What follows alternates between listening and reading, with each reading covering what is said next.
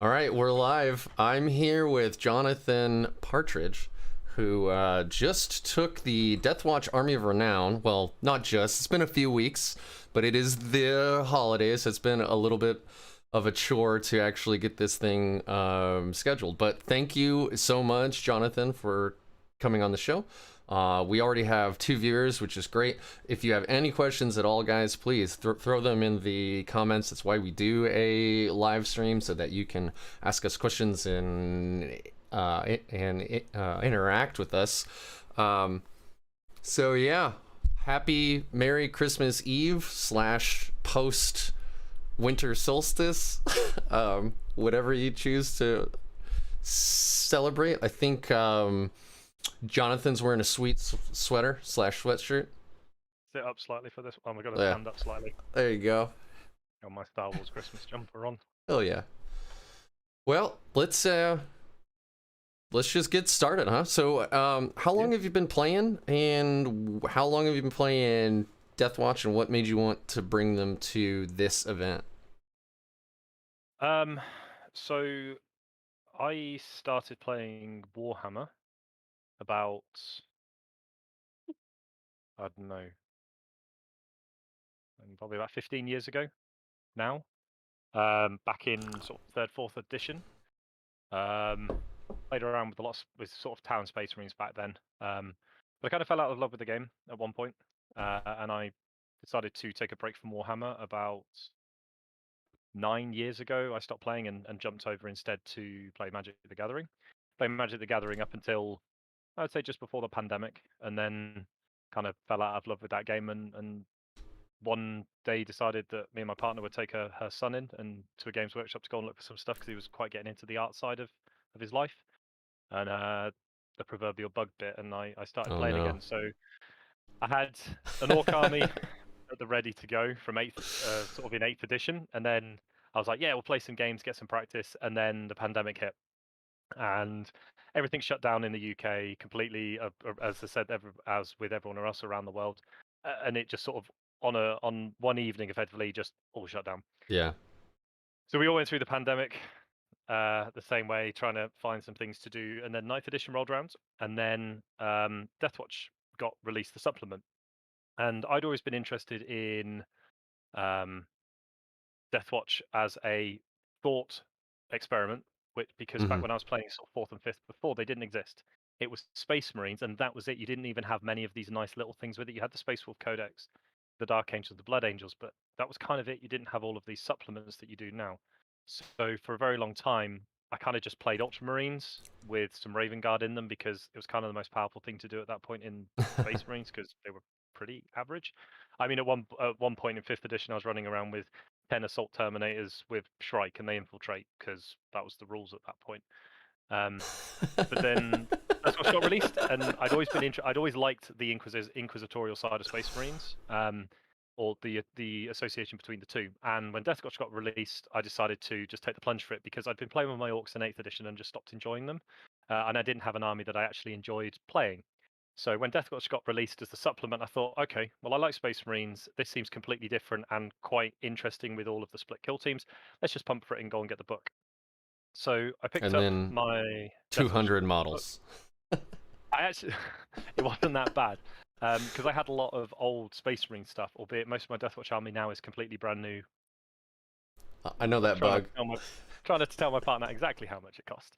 But I had a basic to play with. So the first tournament I had lined up was the London GT at September this year. I'd actually bought that ticket 2 years ago, just before the pandemic. Oh, right. So they sold for basically it was the beginning of sort of mid 2020, and then obviously that went wrong. So it then went back to end of 2020. Well, that then didn't happen, so it right into 2021. So basically, I bought it in 2019, so it was about 2 years till the event went on. And I'd been jumping around trying to find a list, and basically jumped on the back of similar to what John Lennon and Jack Harpsford played. Bit of my own twist, didn't have the Invictors, only played 4 Dreadnoughts, etc. Played the London GT, had a great amount of time, and basically at that point I decided that Deathwatch was going to be my competitive army because I didn't really have any others. Orcs didn't interest me anymore. So they just sat on the shelf, and I was going to go full in on Deathwatch and have some fun with it. I have another army in the background that I'm starting to build at the moment, but that's a hobby project. But competitive wise, I decided no, Deathwatch is what I want to do. So I really started thinking into what I wanted to change. So come Coventry in November, which was an 8-round event, I'd basically butchered apart the list and done my own thing. I wanted to play a Army of Renown, but the tournament didn't allow it. Oh So I had to no. kind of settle for Really? well, because well, basically Oh, in it the had just UK, come out or something? yeah, basically in the UK Okay. they have a rule in the Warhammer tournament. So basically, if it doesn't have an FAQ, it has to be out 5 weeks before list submission. So Wow. it wasn't legal for Coventry in November, but it was going to be legal for Leicester in December. Okay. So I went with a couple of other people and took Deathwatch, and I sort of completely started tearing my list apart from what a lot of people were playing. I'd gone down to 2 dreadnoughts, I'd gone up in the number of suppressors I'd been playing, Ooh. and I basically found my love of suppressors. Ooh, please. Ooh, I love those models, man. I love them. So at that point, we hadn't had the data slate either. So Drukhari was kind of still lots of boats. There was very little -1. There was very little -1 damage in the format. So I would the list I ran at the Coventry G2 was like 2 Volkites with missiles, 9 suppressors, and some biker squads, Beautiful. and 2 Terminators with 6 cyclone missile launchers. Basically, it was there to kill Drukhari. It was there to kill Drukhari, and it was there to kill Grey Knights. Hey. And it worked really well. Let's put it this way: I played against a poor Grey Knight player, and he lost all his Dread Knights by the end of turn 2. Oh no, buddy. Because suppressors, as it turns out, are amazing into Grey Knights because they're damage 2, strength 7, and Dread Knights just hate playing against them. Yeah, and they're long range too. What, 48 inches on those accelerator cannons or whatever? Yeah. Accelerator auto cannons, 48 inches, 9 shots for the unit. And I'd kind of gone away from the sort of the Dread Castle, so I had like a Watchmaster, a Bike Captain, because I don't. One of the things I'd found at London, and it's a bit controversial because no one else seems to agree with me all the time. Well, some people do, which is why we've gone to AOR. Is I'd played 2 Redemptor Dreadnoughts and 2 Volkites, and I found all my Redemptors 185 points of disappointment. Really? Man, Yeah. So they're I they're ran so into good. They are until you run into Dread Knights and you run Yeah. into opposing Dreadnoughts, and then they're just comically bad because they don't kill anything. You roll. I mean, I also don't roll many 6s on my D6 shots, so that kind of didn't help. Yeah. That's actually one of the I don't really, I mean, other than flamers, I don't really like the variable shot weapons very much, but you can't argue with the defensive or the melee profile of the Dreadnought. And even in shooting, like Stormbolters, Icarus rocket pods, they got the underslung Gatling gun, and then they have whatever main gun you want. So I kind of came away from the Redemptors a bit more, and I focused a lot more on the troop side of it, and I put in 6 Cyclone Terminators instead, and that just seemed to be a lot better. So I ran into the Monster Mash Demon list, and putting 6 missile launcher shots is better than 1 Redemptor, and it kind of just petered out from there to a point because I started to find my playstyle. yeah. I'm going to be honest, I'm playing the wrong Space Marine chapter. I should be playing Ravenwing for how I want to play Space Marines. So I love Proteus bikes, I love Van Vet, I love suppressors, I love playing fast board control armies that get around. Mm-hmm. So I was very quickly having all of my units running out of range of Captain reroll buffs. Sure. So that's where I started to develop this AOR list from, to have a bit more of a self-sufficient core where it wasn't reliant on the Captain reroll. So we went through Coventry, went 5-3, was really happy with that. And then AOR was going to be legal. And I'd had a couple of practice games. It probably took me 2 practice games to enjoy it because the first 2 were just a bit, I have no idea what I'm doing. There's so many rules that I was trying to explain to me and to my opponent all of these rules. And it was one of those ones where it's great up until you have to explain to someone who's got no idea what Deathwatch do as a baseline. Yeah. And then you have to explain to them 2 more pages worth of rules that they need to be aware of. So yeah. Deneath is on this show pretty commonly, and he's like, I have a 5-minute spiel. He's like, this is exactly how this works. These are all of my crazy like shenanigans. Yeah. Yes, I can advance and charge, but only sometimes. And you watch people's eyes glaze over because they're like, fuck. I tried to because of the way I play my game, it's not, I don't have a 5-minute spiel. I because I'm not there to win at all costs. I'm there to have fun at the most point. I play a sort of not a fast and loose as in a negative side of it, but I generally go into each game and I'll stand to my opponents and say, the way I want to play this game is sort of if we're in movement and command phase and you forget something, and I'll basically tie the command phase and movement phase into one phase and just say, look, we know what you're going to be doing. If you get to the end of your combat phase and suddenly go, oh crap, I forgot to do something in my command phase, it's probably a bit late. But if you're moving around and suddenly go, oh yeah, I forgot this command phase buff, it's like just crack on. So what it meant Yeah. was that have a much more relaxed game with my opponents, and it meant that I didn't always have to tell them everything because I'd tell them when things were going to be relevant. Sure. So I did have a spiel, but it was kind of started off with, what do you know about Deathwatch? If the Oh, answer was nothing, then we'd start the basics and build up. So, for example, my first round opponent didn't have a literal Scooby-Doo what to do about what Deathwatch did. But then, sort of later on, you were sort of a bit more specific. And generally, most of the opponents have a good idea of what they do. But it's this whole new rules pack because although it only looks on the surface like you have 4 sets of rules, each of those rules has like 5 different subsections. yeah, it's true. I mean, that's what makes the army interesting, right? Is all the jank. Oh, it's so much fun. And so for Leicester, I decided that I wanted to take the plunge. I like infantry-based armies. I actually don't massively enjoy dreadnoughts, despite the fact that the Volkite Contemptor is probably the best thing in the Space Marine book just on sheer efficiency.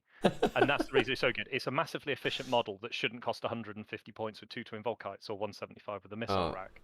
yeah, unless you go into Grey Knights or Black Templar, but Yeah, and it's one of those strange ones that I expect some elements of I hope that a lot of Space Marine units get a points decrease in chapter approved because they really need it. mm-hmm. But I also would like the Volkite to go up in points because I don't want it to be literally the best thing and the only thing worth taking. So Yeah. that's just sort of I'd be very surprised if the Volkite doesn't see a points increase because it is just so efficient for what you need in Space Marines. So I I decided think that the so Dread Knights are like they need a points I'm sorry, the Dreadnoughts. Sorry, Yeah. you can tell I know what you mean. where my mind is. The Dreadnoughts are really one of the only things keeping most Space Marine chapters relevant, unless you have a brand new codex. Like Black Templar are super good right now. They are super good, and but even they bring 2 to 3 Redemptors, just because Redemptors for 185 points maxed out are very efficient with their amount of shooting. They're -1 damage, and they're crazy melee. D3 plus 3, like, woo, that's good. And they can give them a 5-up invuln. Yeah. Which is why they're so good in Templars, because they get the inbuilt 5-up like we do in Deathwatch. Yeah. But if you look around, I think there's off the top of my head, there's only sort of the top Blood Angels list, top Ravenwing / Deathwing list, and Deathwatch are the only people that don't really take Dreadnoughts or don't have to take Dreadnoughts in their list. Mm-hmm. Generally, Blood Angels just run around with a load of jump back infantry. Ravenwing have loads of Deathwing Terminators / multi-melter attack bikes, and then kind of Deathwatch just go, well, now I've got another option. So going into Leicester, I'm one of those players that likes to sometimes go against the meta and try and find different things because you can catch people out. And I decided to go AOR. The fact that 3 of the 5 Deathwatch players went Army of Renown kind of screwed that over slightly, but we were all very different. And in fact, all 3 of us, Michael Costello, myself, and Jim Maynard, all took 3 different Army of Renown lists. Yeah, I was very different. Yeah, I was very stoked to actually see that. Like, I do a lot of these interviews, and it's cool when you see shakeup in lists. Like your list and Michael's very, very different, even though you're both Army of Renown, but you leaned heavily into Gravis armor, which is cool as hell. Like those are some cool models. So yeah, so kind of I guess because they didn't have the same practice opponents / inbuilt testing time that Michael did, I was really worried about running into Orcs, THICC City, and Demons, the Monster Mash lists, because one of the things I'd found with my previous armies is there was a ridiculous amount of damage too, and doesn't do anything. Like suppressors are my life love of Space Marines, but right now they are average to terrible, and I'm really unhappy about that. So going into the tournament, I knew if at any point I'm going to run into Knights, especially with Knights getting their buff from the data slate. So obviously Leicester was after the data slate and had all of that in effect. So obviously Admech nerfs, Drukhari nerfs and buffs, and then all the buffs to the other armies. So there was a good chance I was going to run into Knight players because there's a decent number of decent Knight players. Obviously Marines with Dreadnoughts, THICC City, and Monster Mash. And I needed to find a way of doing that. And the best way I could find to do that was Eradicators, because the Melter Rifle and multi-melters are just a nice way. It's a Yeah. nice threat. And actually, most of the tournament, they were threats. They didn't do a lot. Apart from in the Admech matchup, they were kind of a bit average. But what they did do was force my opponent, as we'll discuss, especially in the THICC game, to deploy in such really strange ways that gave me a huge leg up and allowed me to actually play out the mission and win the game, win the matchup. So I wanted to try a more Gravis heavy focus because I wanted to access into the sort of the Malleus specialism. I Yeah. wanted to try and really kill THICC because that was always going to be something on my radar. That generally the top tables of the UK follow the meta reasonably closely. Yeah. But also, if I ever run into like Tyranids, one of the things that Gravis does do is gives you T5, and you can run.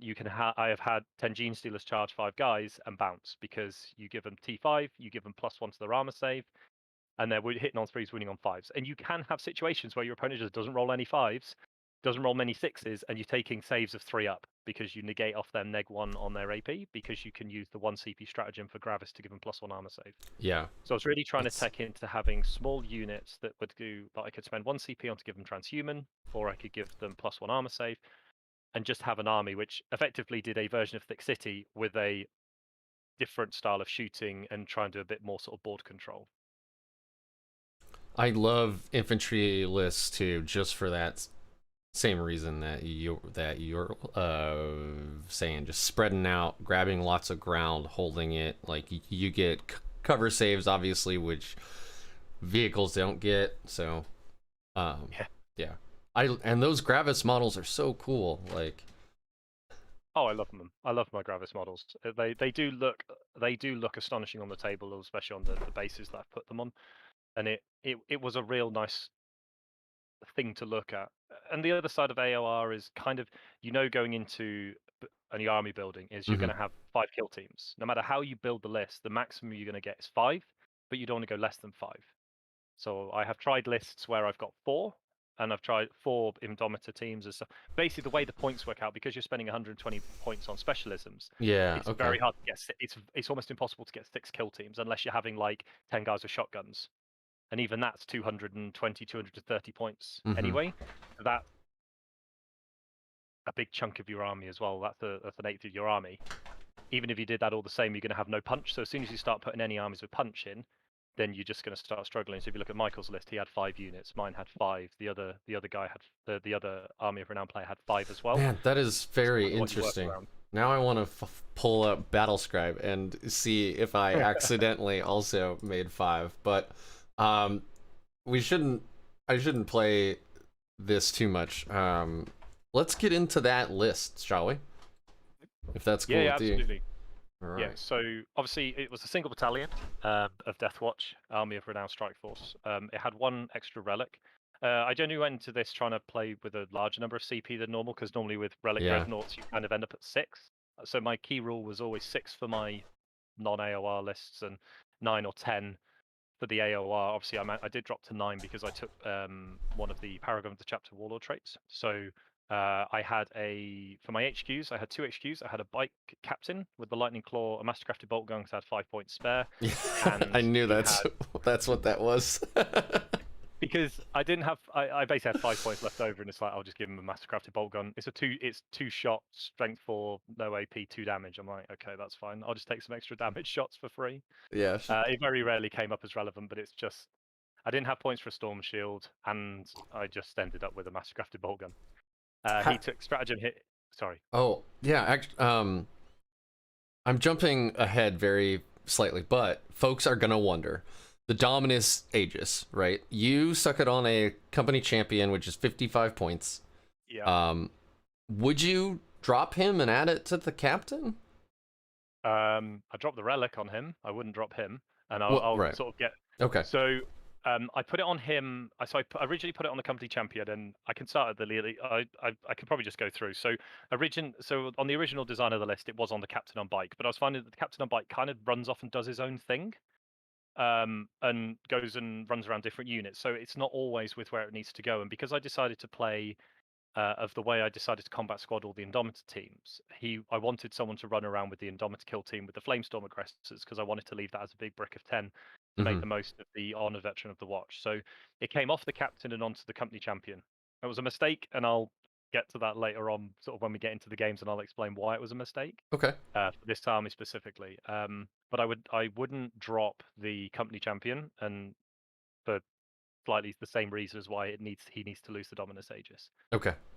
So my captain on bike took Paragon of the chapter Ultramarines, took the Adept of the Codex, which is the 5+ CP regen Yeah. whenever you spend CP. So obviously the effect to make a specialism extremist 3 CP strat cost 2 is quite nice. And Yes. generally he'd sort of regen 2 or 3 CP. As soon as you get 2 CP, you've made up his warlord trait. Because it's one to give it to him. The first one counteracts that, and then anything else is additional CP. Right. And when my armies put in a lot of individual 1 CP strats of transhuman or +1 armor save to Gravis units or extra attacks against Xenos, you end up actually rolling quite a lot of dice to see if you get 5. So you'll generally regen 1 every turn. That's great. Yeah, I've noticed. I mean, I did the exact same thing when I started playing with this army too. It's like 1 battalion. Do not mess around with too many extra relics, extra warlord traits. You want those CP for all those great strats, especially specialism extremists. So. And because you generally aren't spending CP, you're basically no longer having to put 2 CP into Brotherhood of Veterans because your whole army is Brotherhood of Veterans when it needs to be. You can use a lot more of those other more niche stratagems that you may not use before. So I ended up using Hammer of Wrath a lot more. I used the Melter Bomb strat a lot more than I normally would do because I had more CP, but also had more free reign to not have to worry about spending 2 CP to give one of my units White Scars for a turn, for example. Mm-hmm. So my second HQ was a Primaris Chaplain on bike. He is obviously the Warlord, so he's got Wise Orator. He took it's exactly the same as Michael's Recitation of Focus, Canticle of Hate. He has the Master of Sanctity and the Beacon Angelus. Pretty much the same reason Michael took his one. I have a lot more shooting in this list, and I like giving stuff +1. But then also the army does have a lot of punch in combat, so being able to turbo boost him 20 inches forward and either bring a unit with him, like the big Flamestorm Aggressor unit, or have a Vanguard Vet unit coming from Deep Strike and then only have a 7-inch charge, just allowed a bit more flexibility with where I could drop stuff down, and also allowed me to have a lot more reliable charges with having my Van Vets going into reserve quite a lot. The Beacon Angelus has been great. Every single time I've now started to take it, I've completely gone away from the Vulcan Battle Rospicator because I think that's a Dreadnought build specific relic, but also Yeah. I no longer take the Tome of Ectoclades. Uh, Pretty much for the same reason of how I play my armies. My army never stays in one brick. It generally spreads a lot to try and have board control. Tome just ends up being a waste of yeah. relic slot. It is very good in the Dread Knight like castle though. Oh yeah, because if you're gonna give 6 Dread Knight, I gotta stop that. Dreadnoughts castle because giving reroll all wounds to 5 to 6 dreadnoughts is just nuts. Yeah, and it's fantastic, and it was great into the boat heavy Drukhari lists because you just pick up 3 or 4 boats in a turn. Which I was going to just mention was also one of the big benefits of having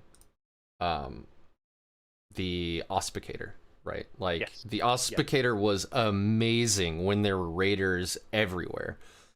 Because 2 out of 5 games that you go play would have been Drukhari, and then if there were Van Vets too on other Space Marines, you get +1. It was but I don't see it being as good in the current THICC city meta, for sure. Although it does trigger on the Talos, generally the Dark Elder players aren't using lightning fast reflexes as much, so you're kind of just always hitting on a 3 anyway. Mm-hmm. So it's if you are playing the Dread Castle, I think that Tome and the Vorkapat Rospicator are kind of 2 of the relics that are not essential because I didn't take Tome in my Terminator Dreadnought list. I took the Beacon and I took the Vorkapat Rospicator on my 2 HQs, and generally I run quite light on HQ choices. That may change in the future with this army and the one in the background, but generally I run quite light, so I only have like 2 relic slots normally, and I kind of as I say, I like having armies that are fast and spread out. So I generally don't have good use for the tome, and without the suppressors, I kind of don't want the Balkan Powder Auspicator because that was a really nice little combo. You'd have you jump 9 suppressors out, keep all 3 of them within range of the Watchmaster with the Auspicator, and you were hitting on 3s, and one of them had Chapter Master rerolls because you get +1 into them. Yeah. And it kind of just offset a lot of the heavy weapon problems. But definitely with the Army of Renown, I'm probably not going to go back to those relics anytime soon, and they basically stick to kind of the beacon and Dominus Aegis if you can get it on the right thing, and it's probably going to go back on the captain. But these two were just a nice two bike HQs, really fast moving. Didn't always have to hit very hard; they just pick up the chaff around the outside, but they just buffed up the rest of the army. So, I guess we go on to troops next. Yeah, let's do it. I love this. So I just want to get my squee out of the way. When I first read the Deathwatch book, I was so excited for Indomitor teams, and of course there was bad timing because the book was released before heavy intercessors were. But I love that you brought three, and they're all, well, some of the, or two are identical, but one is very different, and all 3 of them serve 2 very different roles. So I love it. While I'm here as well, I would like to remind everybody to please go ahead and leave any comments you have. Ask Jonathan and I guess I'm a complete idiot, so probably not me, but ask Jonathan any questions that you have. Yeah, so sort of just going back to the HQs, I generally go with bike HQ choices. They're cheaper than putting jump packs on things, and they're also incredibly fast. 14 inches with an auto 6-inch turbo boost. They move guaranteed 20 inches. When you pop white scars, you can have two of your HQs like turbo boosting onto a backline objective and taking out chaff units, and that's pretty much all they're good for. One's armed with a lightning claw, one's armed with a Corrosius Arcanum, which is not the best weapon in the world. So basically, they just run into a backline, turbo boost 20 inches, white scars, and just pick up some racks or some acolyte hybrids or whatever's on a back objective. That's literally what they're good for. I did try the jump pack at one point, but it was one of those things that because I don't rely on my HQ choices to do a lot of the heavy lifting, I just like to make them as cheap as possible. And the bike captain being 105 points, fully tooled up, 110 because I took the bolt gun. It's just a really nice way. He's T5 as well. It's surprising how much that T5 impacts on it when he gets charged by just random. He got charged. I remember my bike captain got charged by assault doctrine, assault intercessors. And T5 made a big difference when they have to roll 5s to wound. It survives for a good few rounds of combat. It just ends up tying stuff up because surprisingly T5 and this army to prove it is a big difference between 4 and 5. But so in terms of the it reduces their effectiveness by about 30%. I mean, and that's huge. Like, that's enormous. Yeah, and it was a big thing, is not so much in the White Scars matchup. I'll get onto that one, but basically the troops were pretty simple. There were 3 Indomitor kill teams. 2 of them were identical. There were 2 with Hellstorm bolt rifles. I took Hellstorm bolt rifles on all of my heavy intercessors. I like to be able to advance and shoot, and like the flexibility of just being able to get around. And also in a meta of lots of -1 damage, 3 strength 5 shots is more or less always going to be better than 1 strength 5 with 2 damage on it. And then I had 4 melter rifles and a multi-melter. There was a reason for taking the multi-melter. I was discussing with one of the guys in the Discord about when I combat squad these down, I can get 6 melter shots per combat squad by putting a multi-melter in a melter into 1 unit. So just give me a lot more sort of melter firepower for 20 points more. All right, so you always combat squad the Eradicator teams? Yes, always. Every single game. Oh, okay.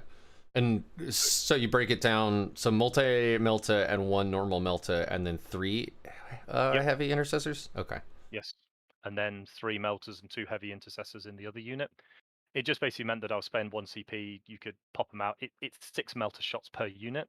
And I took the assault variant into this army.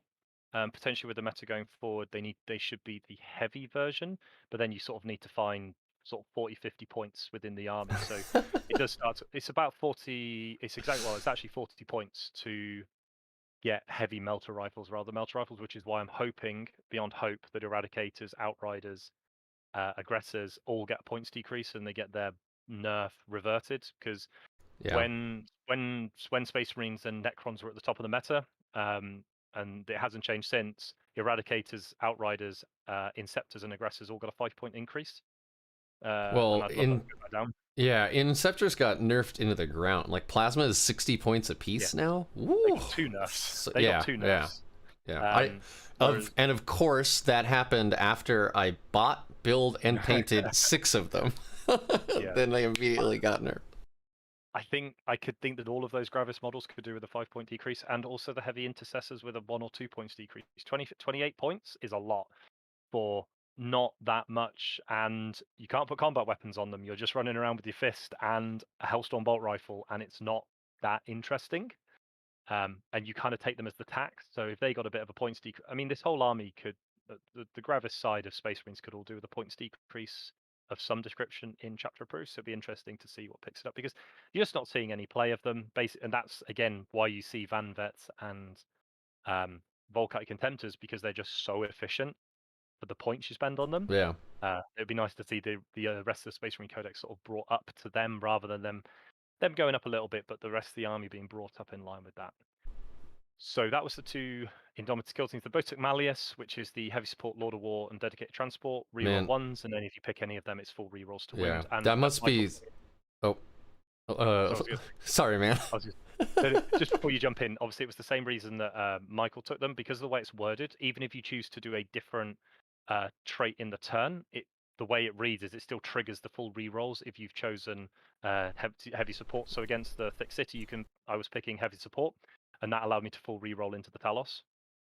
Yeah, that's awesome. And then also just, knights are doing better now. Like I saw they're starting to eke up like into the top 8s, even the top 6s in some tournaments, which means you have to build a list and plan for knights. And if you don't, you will get gate kept and lose. So Lord of War with all your Melta means you're picking up knights every turn easy.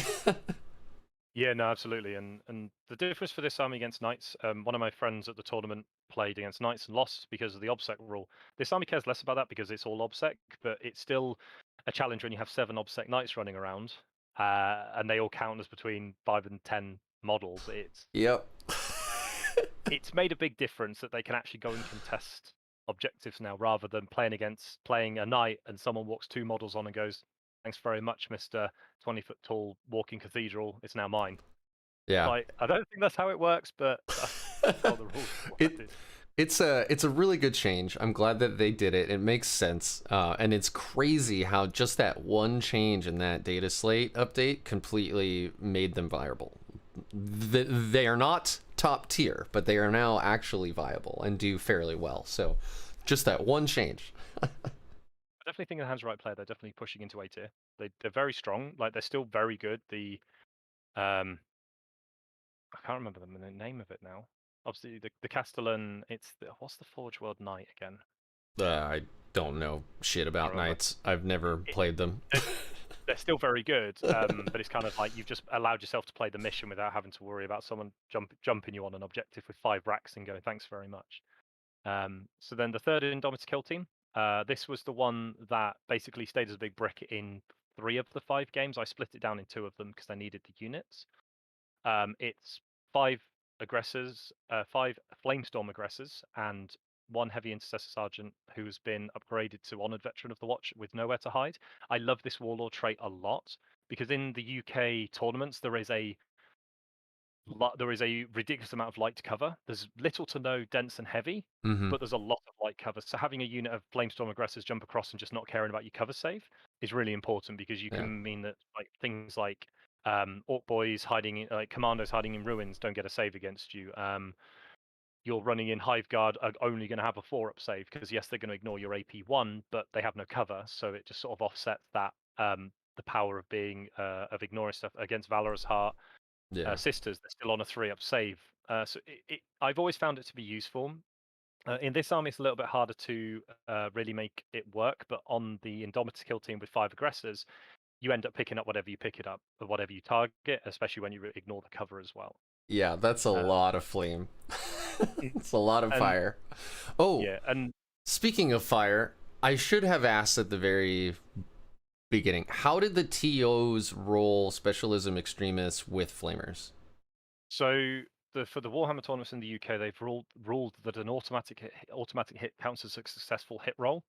So Okay. basically, they've ruled that flamers work with specialism extremists, or Okay. auto hit weapons work, because specialism extremist triggers off of successful hit rolls, and they basically ruled that a flamer counts as a successful hit roll within their own FAQ.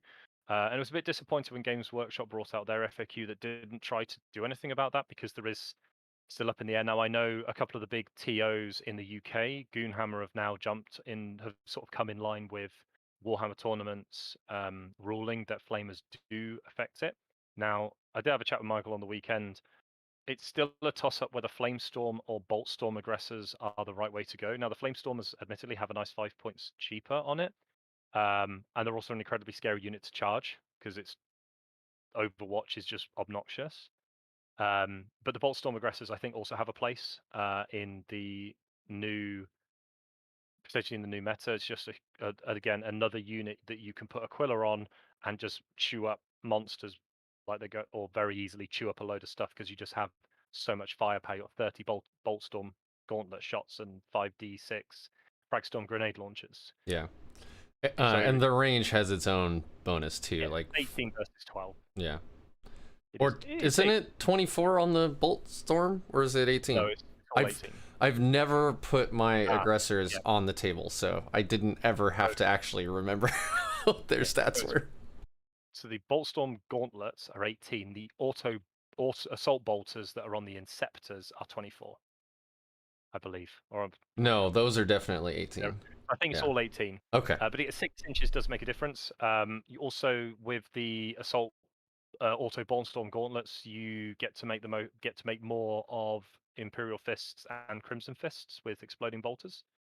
So that's definitely. I'm definitely looking at.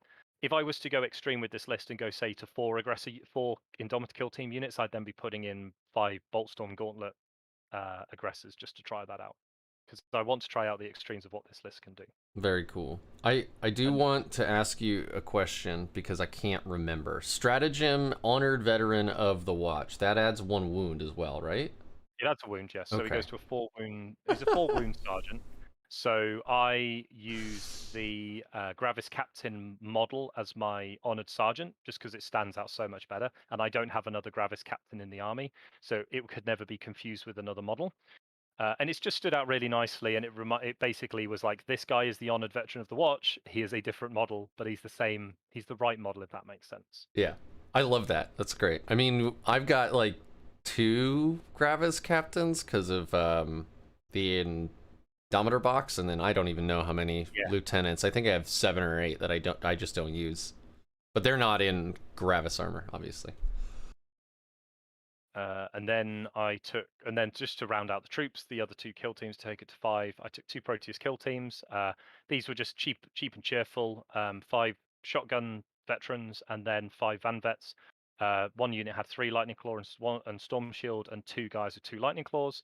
And then the other unit had 4 lightning claw, storm shield, and 1 with twin lightning claws. I'd never taken twin lightning claw van vets before. I'd always just gone lightning claw, storm shield. Yes, it's a concession to points. It saves 6 points in the army, but honestly, 2 lightning claws, having the extra attack, it hits hard. Yeah. Especially when you're going into Xenos and you're just pumping up an extra attack. They have 6 attacks each. Yeah. It's The fan pretty vets with good. the lightning claw. A lot of it's a ridiculous amount of attacks. It's pretty good. And generally, I found I didn't need 5 storm shields. So there is a chance I go to 3 twin lightning claws and 2 with storm shields. But it was just innate deep strike, allow me to play the mission, but also just hit like a truck when they do go in as well. And at 261 and 268, 1 took Aquila, 1 took Dominators. It was just cheap and cheerful and did a lot of damage when it was need to, and it gave me 2 veteran units just to hold objectives or trade objectives in sweep and clear. Yeah, and it's also, like if they're in deep strike and you don't bring them down turn 2, or even if you do, like your opponent has to be aware of that threat too. So they maybe are screening out their backfield instead of like pushing forward, things like that. So I love that. And you do have that extra 5 points from that master crafted bolter or bolt gun. I don't Blech. think I'd put storm shields. I don't think I'd put storm shields on them. I'd keep them with twin lightning claws. I actually really liked having the extra just attack Yeah. coming out of the unit. There's sort of I might go to have more twin lightning claws, but yeah, there's 5 points in the army to get at least 2 of those models because it's only 2 points difference between twin lightning claws and a storm shield lightning claw. It's a toss up of preference of those two. And then Gotcha. rounding out the list was our fabled hero, the company champion with the Dominus Aegis relic. This model was one of the not one of the MVPs, but he was very good, but should never be carrying the Dominus Aegis relic. This model played objective caddy a lot. And one of the biggest things with this army, if I could, I would take 2 company champions, because the amount of times I was playing on a mission and my company champion was stood on an objective, not going up with the rest of the army, was Oh at least no. 3 up. And honestly, it was great, because the opponent could never get to it. Also, he has a 6-inch heroic intervention. Yes. They can't chaff charge him either. Yeah. So he's got 5. I think when you get hit charge or his, because he doesn't have the chapter champion upgrade. He's just a company champion. Has like 5 mastercrafted power sword attacks hitting on 2s. He'd just chew up chaff that charged him anyway. So it kind of in a weird way worked out really well having him as an objective caddy, but having the Dominus Aegis, I never was able to play with him how I wanted to, because leaving sort of one model on an objective is incredibly easy to hide. And that's why the Dominus Aegis, I should have found the points and put the bike captain with a storm shield, and put it on the bike captain because yeah, my company champion stood on objectives a lot. I found that using my captain, because the base is so wide with the Dominus Aegis, like you can kind of turn the base and get a little bit, an extra inch or 2 even on that Dominus Aegis bubble, which is pretty sweet. And again, it's not a gamey reason to like the bike captain, but having a significantly larger base Yeah. than a standard captain does also have the advantages to giving the captain rerolls. It's small little things, but actually your units can spread slightly further apart from the captain because he has a slightly bigger base. It's almost double the size. It's almost, well, if you put him side on, it's basically double the length of a 30 to 40 mil base. Yeah. So it works out really well. He's basically on a 70, I think it's a 75 mil base. It's significant and it's nice, and especially putting the relic on there. And actually, the company champion was great. I loved him. We played a couple of missions where he would stand on home objectives in vital intelligence. He performed data intercept every single turn, and in another mission he stood Oh. on the home objective and took priority targets I for guess 4 out of 5 turns. I guess that, yeah, priority targets is kind of an auto take. That's a great mission secondary.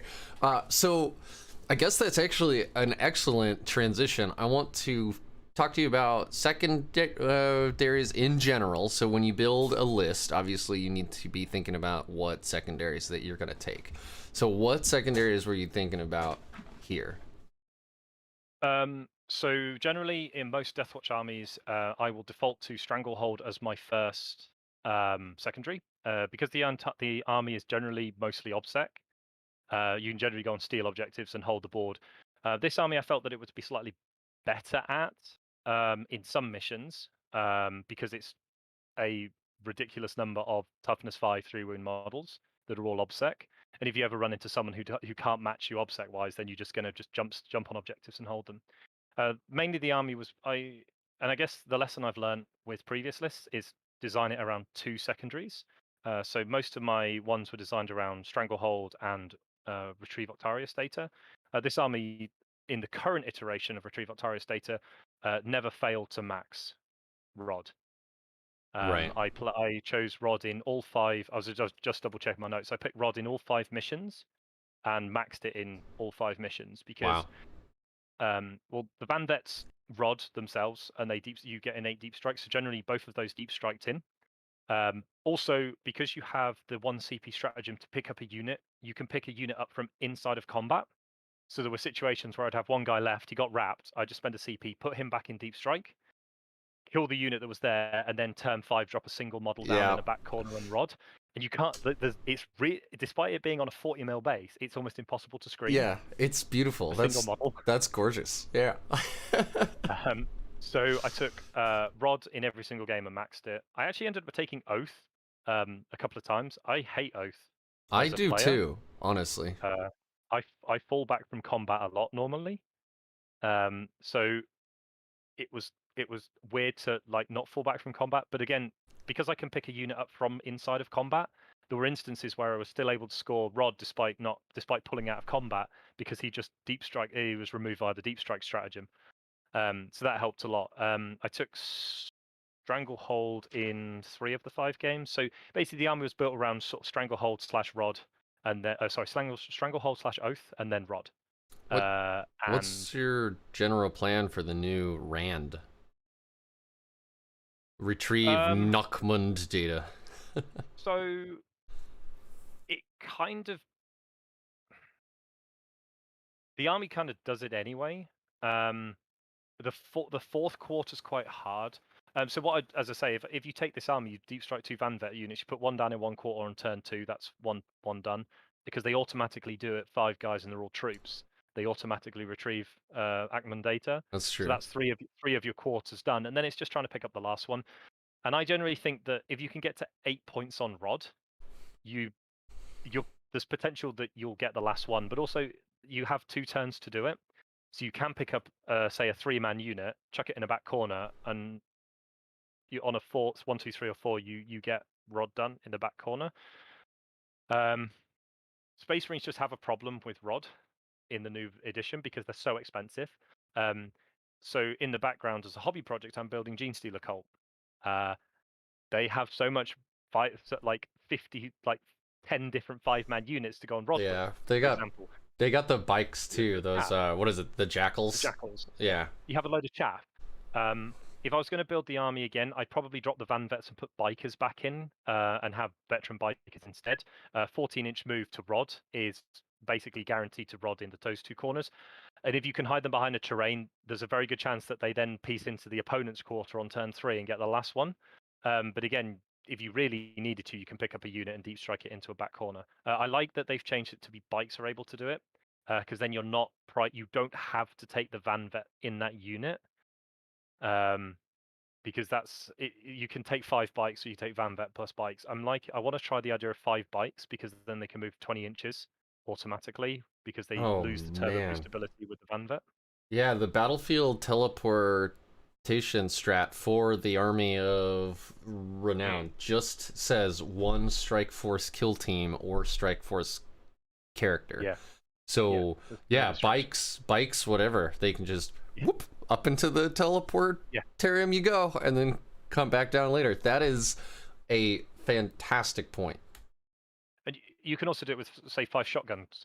You Rod turn 1, turn 2 you pick them up and leave them in reserve because once they go from the board into reserve, there's no limitation on when they can come down. The limitation on deep strike is only if they start in the sky, that they have to come down by turn 3. So if you pick up a unit from the board, they can then deep strike in the final turn if needs be as well. Really? Yeah. Oh. So it's a really strange one. Wow, dude, you just blew my mind twice. That's awesome. I don't think I'm not 100% sure where that rule's written, but I know that I've experienced it against me and used it against some of the top players, or seen them use it.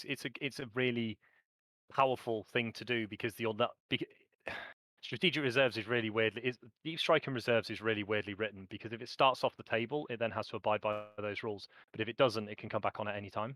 It's like the reason it works is imagine you have a plane and you fly a plane off on turn 4. Mm-hmm. It doesn't die because it was on the table.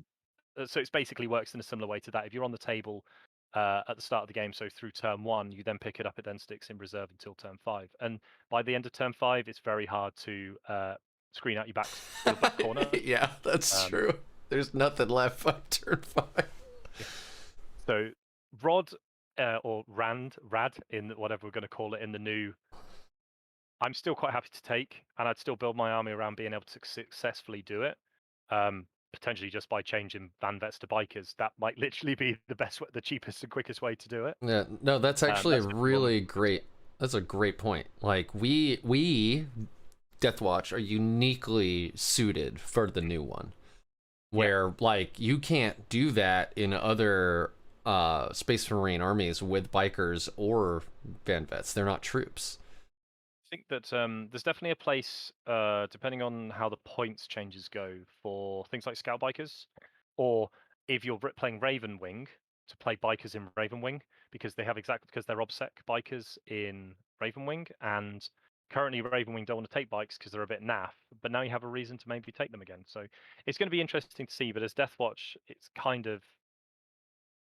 it is still positive to take Richard Rand, whatever we're going to call it, whatever's going to get acronyms going to get changed to now. It's still very viable to take, and I will still probably take it. For me, the biggest one that changed to help Deathwatch is that behind engage on all fronts changed, because not that I was taking it, but it's going to be harder for people to take against us, because you can easily kill units that are sat in your. Basically, they can't just put one guy into your deployment zone and say, "Oh, look, because it's very. If you play the army in the way that you want to play against someone like that, it's very hard for them to get into all the corners with big units. They might be getting 1 or 2 models in, and you're not allowed to do that anymore.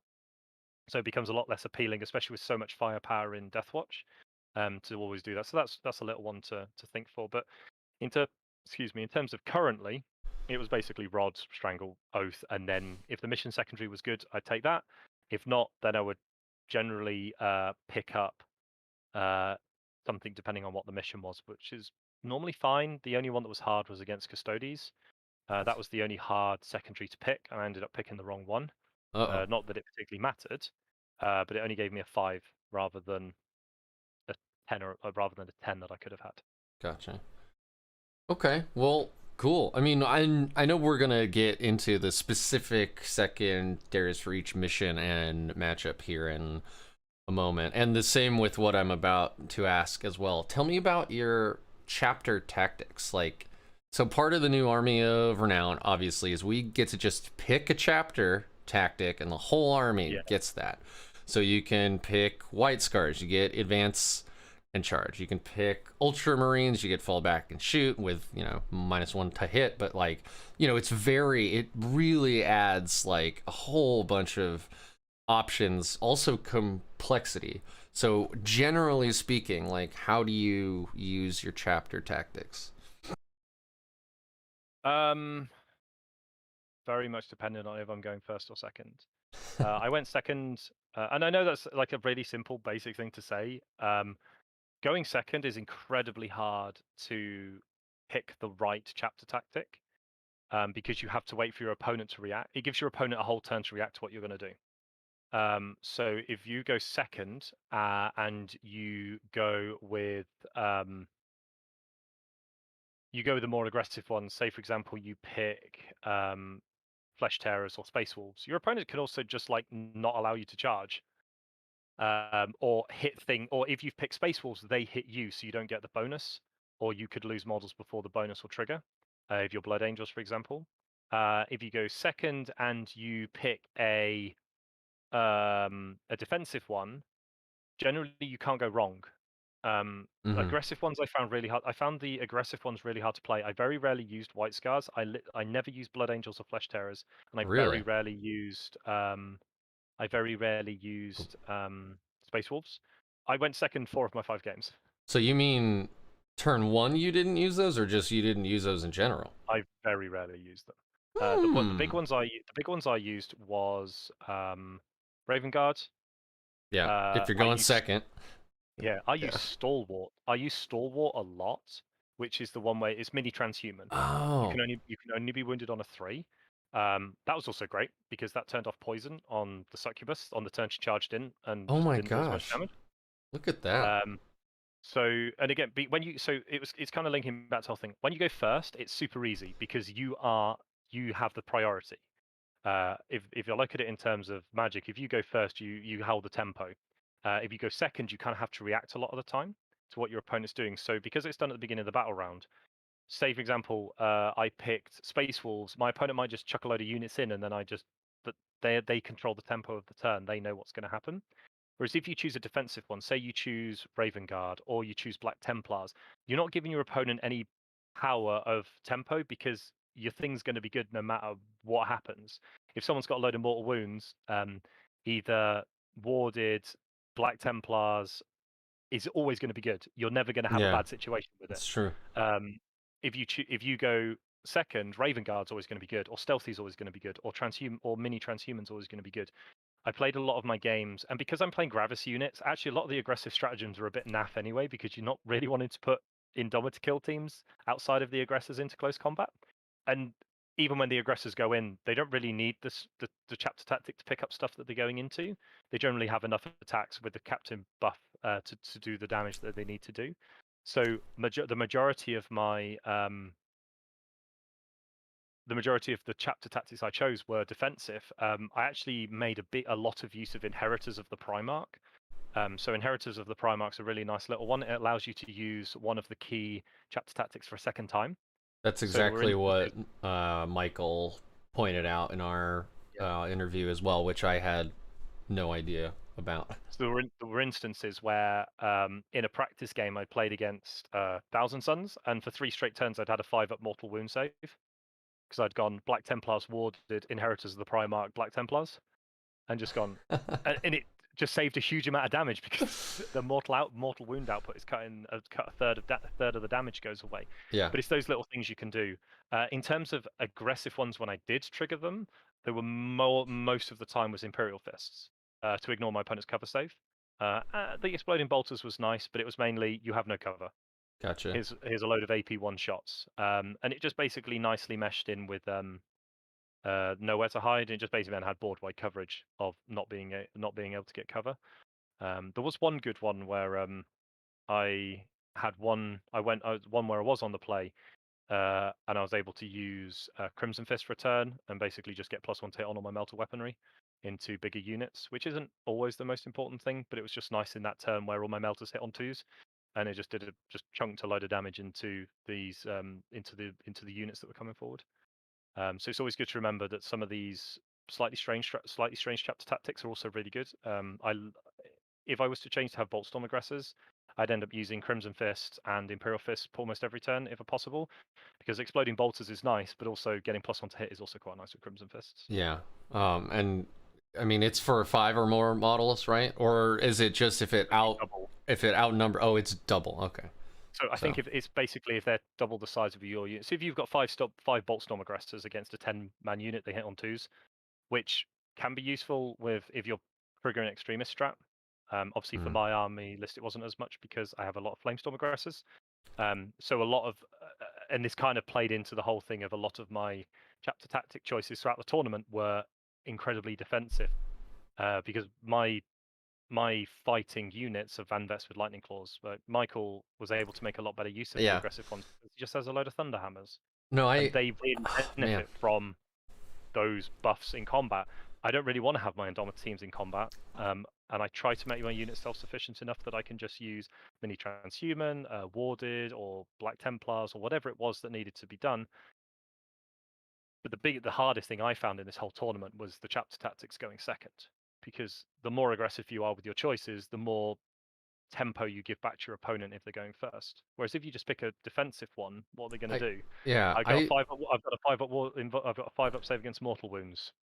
Does it matter what I did? I love that, man. Like, so really quickly, I want to remind everybody in chat again, please ask us questions. We're here for you. That is why we are live streaming this instead of me just recording it and editing it. So please ask us any questions that you have. But I love that you are using defensive ones. I love that you have built a list that is like, toughness 3, lots of wounds. Yes, they're very expensive, but they're hard to move. That mini transhuman, I've had somebody use that against me. I don't remember how. I think it was actually, oh yeah, Black Templar could pick one of their vows, or they don't get a cover save, but they can only be wounded on 3+. It was very good. And just those little choices to just make like the T5 Gravis armor even more obnoxious.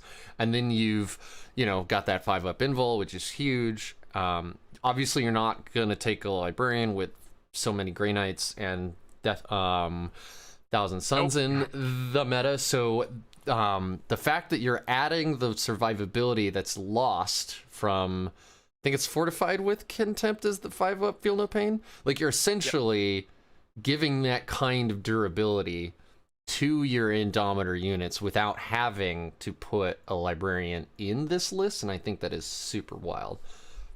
Yeah, I basically, at all 3 GTs, London, Coventry, and Leicester, I've not taken a librarian at all. I like having a free 15 against Grey Knights, and I like denying my opponent a free 15 playing Thousand Suns. And also, to the fact that Michael, who's the best Deathwatch player in the world, has dropped a librarian from his army list, kind of shows that they're just not in a good place right now. Because you do deny yourself the capacity to get a free secondary against Grey Knights, but also the likelihood of you getting any important psychic powers off are just next to 0, because so many of the psychic armies have +1 deny or -1 to your cast, or you just don't have, or they'll just save their dice and just chuck the most powerful denier into your psyker. It's like, take for example, Monster Mash Demons. Their Lord of Change gets what, +1 or 2 to cast, and they have so many psychers. Bellicor. It's just, if I was going to do a psychic, if I was going to take psychic, it's either take Gene Stealer Cult for an example. It's one unit, one model that costs about 60 points. That's fine. I'll take that psychic because it's 60 points. When Space Marine ones cost a minimum of 110 points when you give them the correct upgrades, and it starts adding up. And no invul on the Primaris librarian. It's like, wow. No invul. Whereas take a cheap one. Say for example, Tyranids get them innately, but I might take one in. I probably won't take one, but Guard might be another example. Now you're probably not going to take one because you just want, again, the free 15. But those are the armies I'd potentially take one where you can take 2 or 3 psychers for the same as one librarian, and you can actually try and punch through your opponent's anti-psyker side of it. But also, yes, the Deathwatch ones are great, but there's like one good one, which is the 5-up feel no pain, and the 5. If either of those don't go off, you're just such a disadvantage.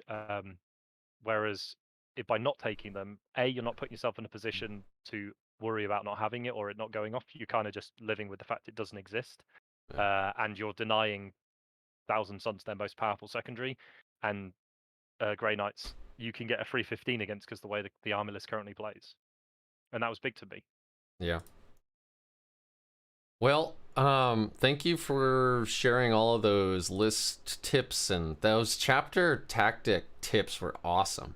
That's fantastic. I love that defensive playstyle. I've thought about actually starting a Dark Angels army just so I can bring a shitload of Deathwing Knights and just not be able to die or to actually be killed. But we should probably get into your round 1. You went into Custodes, and I think you won 83 to 59. But how did that game go? So probably the biggest caveat to this, they were kind of like they were kind of newish player to 9th edition. They hadn't played many games of 9th. They played games before, but they were pretty new to Custodes and pretty new to 9th. So their list wasn't, I would say, optimized. So for example, there's no Trajan. So the list was a bike captain, a foot captain, 5 sword and board, Custodes, 3 shooting Custodes, which are pretty damn powerful actually. They shoot a lot. They do a lot of damage. Not necessarily to Gravis. Is this the, like, what is it, the Sagittarius or Sagittarium? They've got heavy bolters effectively. Yeah. Which against normal Marines is pretty scary. Against 3-wound Gravis Marines, it's kind of less scary because they wound you on 4s. You get a 4-up save, and they have to get 2 wounds to kill a model. Don't they also have like a a mini las cannon on the underneath of it or something? Yeah, it's a pretty powerful grenade launcher, but there were only Oh, three that's of what it is. them, Okay. and they were they were holding one of his back objectives. The way the game played out, he kind of had to use a lot of his stuff to hold objectives that wasn't ideal. So we had 5 jump pack. They're really powerful. But again, damage 2 shooting looks really good on paper, and then you run through with Gravis Marines when they wound on 4s, give you give you a 5 up save, and do like they have to get 2 to kill anything. He had one of each contemptor, so he had a Galatus and an Achilles. He had one Caladius grav tank and a shooty Telemon, and then he had one of the -1 to hit guys running around with his banner with -1 to hit. So in this one, I took Rod, and I got 12 points on Rod. I got 12 on Oath, and I decided to take the Long Vigil, which I thought would be a really good idea because I thought I Hmm. could kill all his Dreadnoughts. I never killed a Dreadnought. I killed the Telemon, but I didn't kill any of his other ones. So I just scored 5 points because I went first, and I was like, Oh, okay, this is going to go really well. This was a okay. mistake. So hold on. Now I'm blanking on my Deathwatch secondaries here. Long Vigil, is that the one where they can't get near your deployment Yes, zone? Okay. yes. So it's the one where if there is no enemy unit within 6 inches of your deployment zone, and you have a unit wholly within your deployment zone at the beginning of your command phase, you get 5 points. So it's like an auto take against like Death Guard and Imperial Guard because they just don't want to come near you. So it's little things like that. So that was a mistake. I only got 5 points, but then my opponent took grind them down behind enemy lines and assassination and scored 3, 10, and 6. We played this game fairly sort of fast and loose. By the end of turn 2, going into turn 3, I'd already basically sealed up the game. I'd gone 15-15. Hmm. And then, so he made the mistake early game of moving forward his Caladius. It then died to 1 round of shooting to Melters. The Telemon took 2 rounds of shooting to kill. But against Gravis, the Telemon just doesn't have the fire output. It's a strength 7 gun that just doesn't do that much damage against Gravis. So it kind of played on the fact that my army almost perfectly lined up with a lot of his weapons profile. The Caladius never shot anything because it just died to the Melters. Oh, right. It moved forward to get into a better position, and I just popped 2 Melter units out and killed it. Again, it was kind of one of those ones where I'm not going to look too much into it because he was it's still learning the army. It was a beautifully painted army, but it was not. I wouldn't say the hardest game I've ever played. It was just one of those ones where it's the first round of a tournament. You don't know what you're against. You have to win, and you just have to make sure you get through it. Uh, Yeah. I was able to do that and just leverage the power of my firepower against his. Hmm. Um, there was one comical one where I extremist stratted my 5 flamestorm aggressors into his 5 sword and board, removed all the cover, -1 AP. He lost no guys. I did Wow. 42 wounds. I did 42 wounds, and he didn't lose anyone. I was like, well, that was disappointing. Best 3 CP ever. It was one of those ones where it didn't matter to the grand scheme of the game, but I'm just like, this is just disappointing. They then got chewed up in combat eventually, but it Man, that's Custodes just need a lot of help at the moment. yeah. Especially against Army of Renown, where your entire army's offset. I just jumped.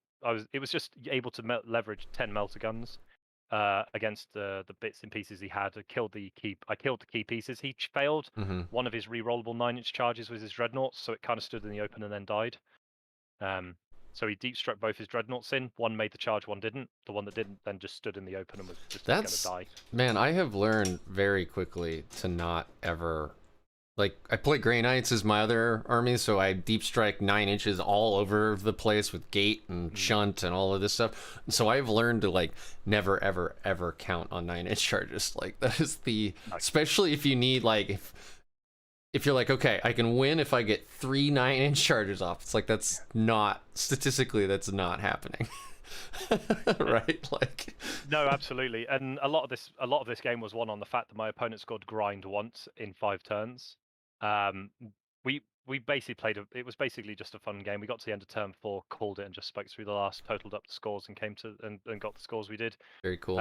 Because he was just not able to shift enough Gravis models because they're so damn resilient to Yeah.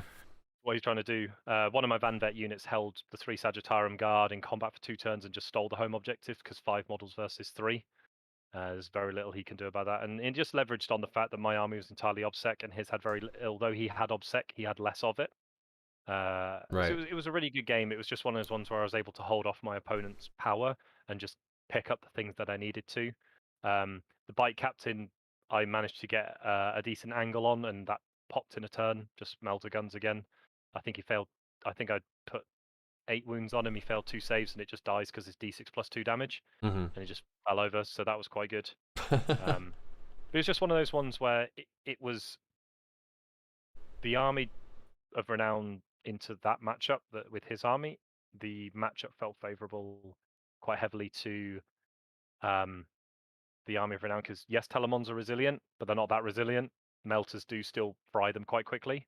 Uh-huh. They've only got a 4-up invuln. Yes, they're -1 damage, but that's kind of it. And Telemons against a lot of stuff are pretty resilient, but you put enough melter shots into them, they're still going to fall over. Yeah, and you can always, I mean, if other like Michael's list, right, has that Stormbolter unit, and even just drowning a Telemon in shots is pretty good. If you can get them down to their last bracket, they're a lot less frightening. I mean, it's better to kill them, obviously, but it was also a shooty Telemon, so I just tagged it in combat with one of my Eradicator units. It's not fighting its way. It's basically fighting its way out of a wet paper bag. It's not going to do it, and you just steal the objective because they're obsec. Yeah, that's beautiful. And I made a note. Basically, it's because his army's so small. I basically strung it out and just teleported around the board and just took control. Yeah, that is an awesome thing to do against those low model count, like knights, for instance. It's actually really easy to just drop wherever you need for the most part. Very cool. And after he lost his Caladius, he has a Telemon's worth of firepower a turn. It doesn't really add up very much at the end of the day. So that went really well. Not too much to say about that one. It was an interesting game, really nice opponent. But it was sort of first round of the tournament. It was great to get through. I generally have really bad tournament jitters in the first round. It's sort of a layover from Magic that I always get sort of quite nervous about my ability to play the game in round 1, so it was good to get through that one quite sort of unscathed, and then it was on to round 2. Yeah, let's do that.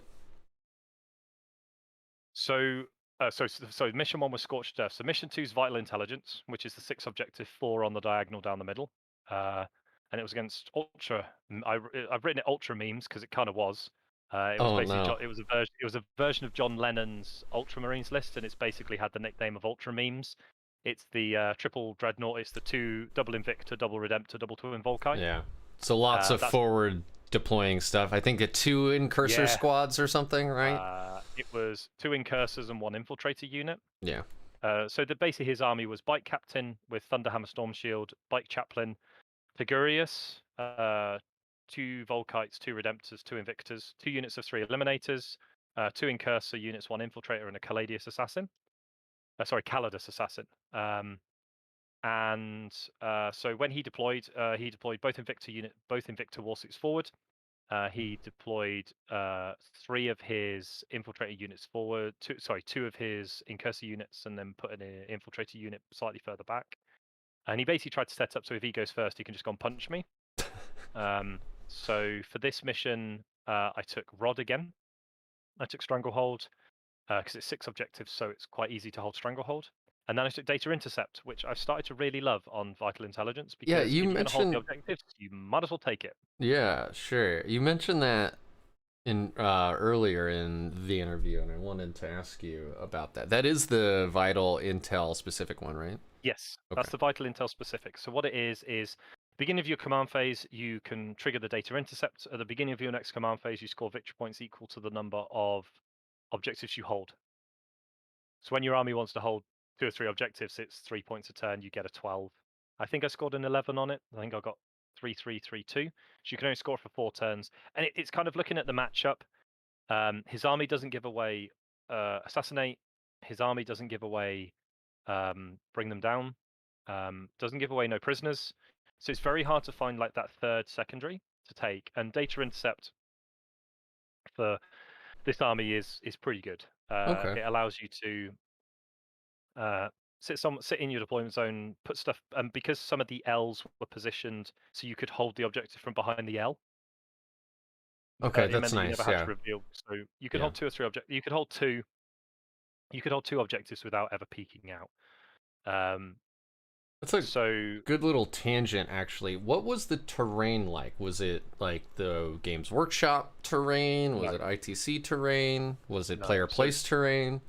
No, so it wasn't player place terrain. Basically, it's 2 big L's with area terrain, 4 medium Ls, which are just base with no area terrain, but they have windows in them. So if you stand on the base, so the big Okay. Ls don't have walls, not windows. The medium Ls have windows, so if you touch the terrain, you can see through. And then there's 4 little Ls area terrain that aren't obscuring because they're less than 5 inches tall, but they're also LOS blocking. And then you had two ruined walls which had the dense keyword. Okay. So the terrain's it's pretty decent. I actually quite like the terrain. There's definitely you can definitely hide from leaf blower lists. I could hide an entire army. Bearing in mind I could hide my entire army behind terrain and not get shot turn 1. There's definitely enough terrain when you can hide 30 Gravis models. Yeah, that sounds pretty decent. Yeah. And yes, there are issues with it. I wish it was Games Workshop terrain, because I really like the Games Workshop terrain layout, but it's also not significantly worse, if that makes sense. Okay. It's Yeah. you can play on it well. But it doesn't favor shooting. It doesn't favor melee. It actually favors sort of your more balanced lists that can kind of do both. So basically, this game basically revolved in a very similar way to how we'll talk about against THICC City. Is my opponent's playing scared of the Eradicator Deep Strike off the Beacon Angelus. Okay. So I went first. He pulled both Invictors and one of his Incursor units back into the terrain. Which So basically you just gave me spent the 2 CP?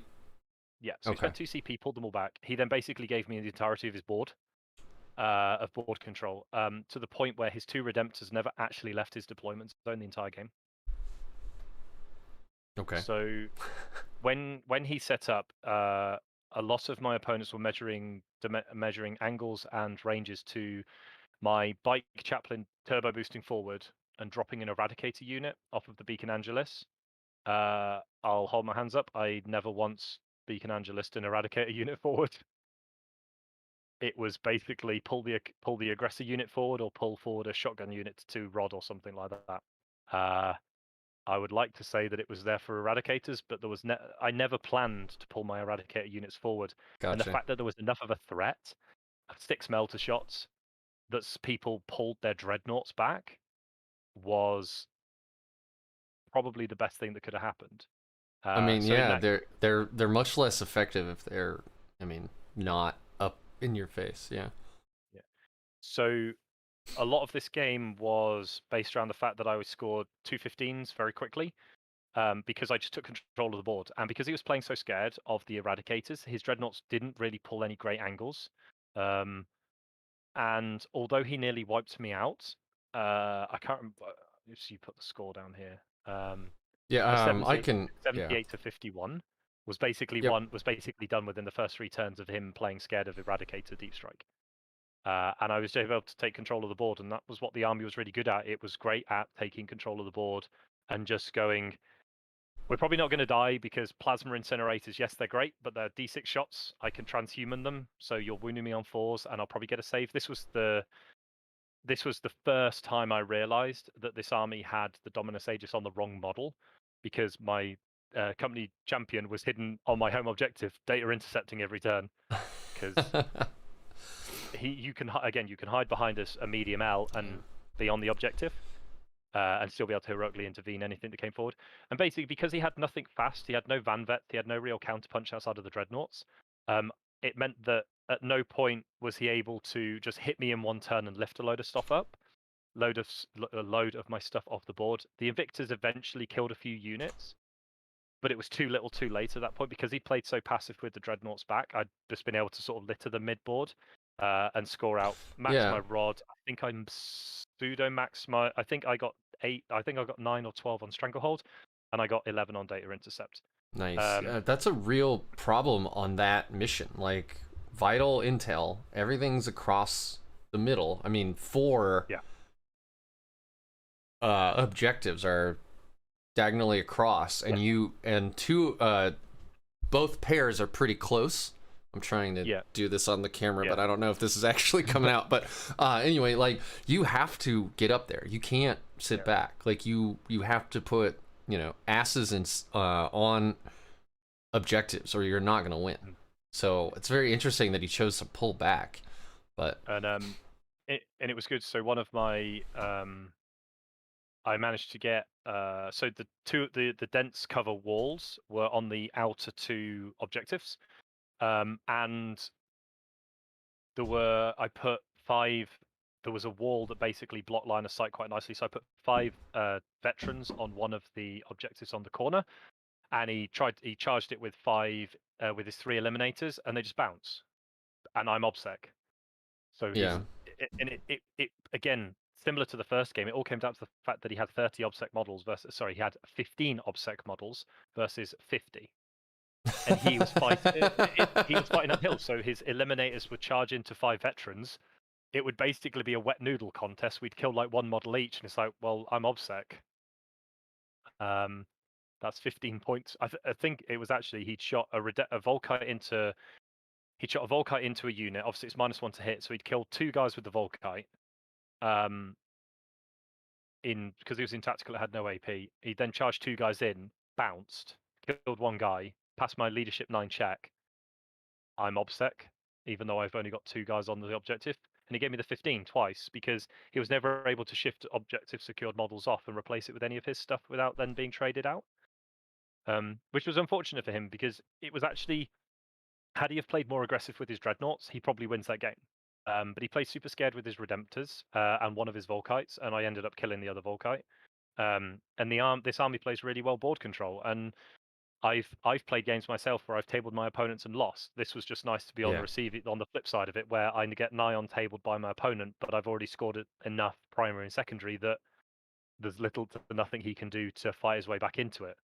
I think I gave him a 0 on one of his turns as well. Oh wow. Which is super hard to do. But again, my entire army's obsec, just run on 4 middle objectives, and thank you very much. Vital Intel's hold 2, hold more. It's one of the reasons I hate that mission. Yeah. That and the Scouring. The Scouring's worse, obviously, but like Vital Intel, it's actually I mean, I'm not a great player. I'll be completely honest about that. But I eat a 0 on Vital Intel pretty much every time I play. Like, one of my turns is a 0 just because it's so hard for me to get everything up into the middle where I need it and hold it, regardless of what army I'm playing. No, I mean, generally Vital Intelligence I win most of my games on. When I was playing the suppressor version, so basically how I play Vital Intelligence is I collapse 1 flank. My army, I generally try and collapse a flank, and I'll hold 3 objectives. Whether that's with 9 suppressors on one of them and some guys in the middle, and then you're just shooting however many shots downfield, and it's very hard to challenge into.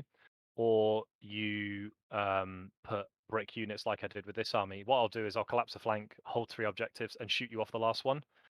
And that's very hard to break. Yeah. But it also means you can prioritize those objectives, and what you're doing on the other one is dropping like 5 Marines on. So, for example, if you were playing Grey Knights on it, you collapse a flank. I don't focus on the middle too much. I try and hold 3 objectives and then just shoot my opponent off the other 2 objectives. Yeah. If you can set up enough of your forces on those 2, they're normally the 2 to the left of your deployment zone is what I go for, because they're a bit closer to some of the ruins we have. It's very hard for your opponent to come back from if they can't break, if they don't see what you're trying to do. So I've played games where my opponents tried to challenge me as I've committed to a flank. I've broken the flank and they've got nothing on the other side, and they just lose because they've got nothing to put there. If your opponent sees it as what it's trying to do, which is break a flank and play hammer and anvil, you can play this really interesting game of cat and mouse with your shooting phase. And if you've got the right amount of firepower, you'll still win out the day. But this one was definitely, I collapsed the flank because there was no resistance because everything was hidden in his deployment zone. And by the time he realized that he had to get out the game out of his deployment zone, it was a bit too late. And the Redemptors just ended up being pretty ineffective. To be fair, the best thing in his army was his Invictors, because they just ran around annoying units and killing things because they're flat 3 damage. But they're not obsec, they're not objective secured. So I had one turn where he killed 3 out of 4 heavy intercessors. Just spend 2 CP, automatically pass, and hold the objective. Yeah. And insane bravery. Yeah, and I don't really use insane bravery very much. This army, I've used it quite a lot because because you're very much a focused army, you want to just be sitting on objectives and just dealing them off the things, because most armies you play against can't fight you on the obsec battle. It's true. Yeah. Yeah. And that's where it worked out really well, actually. And it was good. So, because the board control was able to be done, and I completely limited his primary down to some pretty low numbers. He Yeah. got 15 on the final turn, but 15 on the final turn just didn't matter when he got 2 zeros already. That's been a hard lesson for me to learn. Is like, not only do I have to be scoring what I want to score, obviously, I have to be doing what I can to stop my opponent from scoring as well. So things like when to use insane bravery and when not to, like, it seems like a pretty crappy strat when you read it, actually. You're like, Yeah. 2 CP to auto pass, morale, who cares? But, you know, if they have 5 Van Vets that just chewed through 4 out of your 5 guys, but you have OBSEC, it's worth it. Because not only is that likely 5 points for you, that's probably 5 points less for them, which is a 10-point swing, which is actually pretty big and totally worth 2 CP. Especially when you've been building your list like you did, where you're not taking lots of warlord traits and you're not taking lots of relics, so you have CP and you're regenning it too. So yeah, if there was a strat in the book that was 2 CP, gain 10 victory points, I'd spend it every single game. Oh yeah, of course. And in at least 2 of the games, it effectively was 2 CP gain 10 points. And for the exact reasons you say, it doesn't just give me 5, but it also denied my opponent 5 because they don't hold the objective. Then they also couldn't wrap me because it's an Invicta. It can't wrap one model, so you just fall back from combat, and then you're holding it again, and then they have to kill you again, and you're just in a position of strength at that point. And it ended up being man, that's beautiful. Pretty scary. I never thought about that combo, but yeah, if like you can just fall back, move back 3 inches, whatever, Yeah. or 1 inch, you know, Yeah, as long as you're towed in, yeah, it's yours, and then they have to either shoot you or charge you on their turn, which eats up, you know, some of their actions that their army gets. I love that. That's beautiful. I've never tried that. I definitely will now. That is super obnoxious.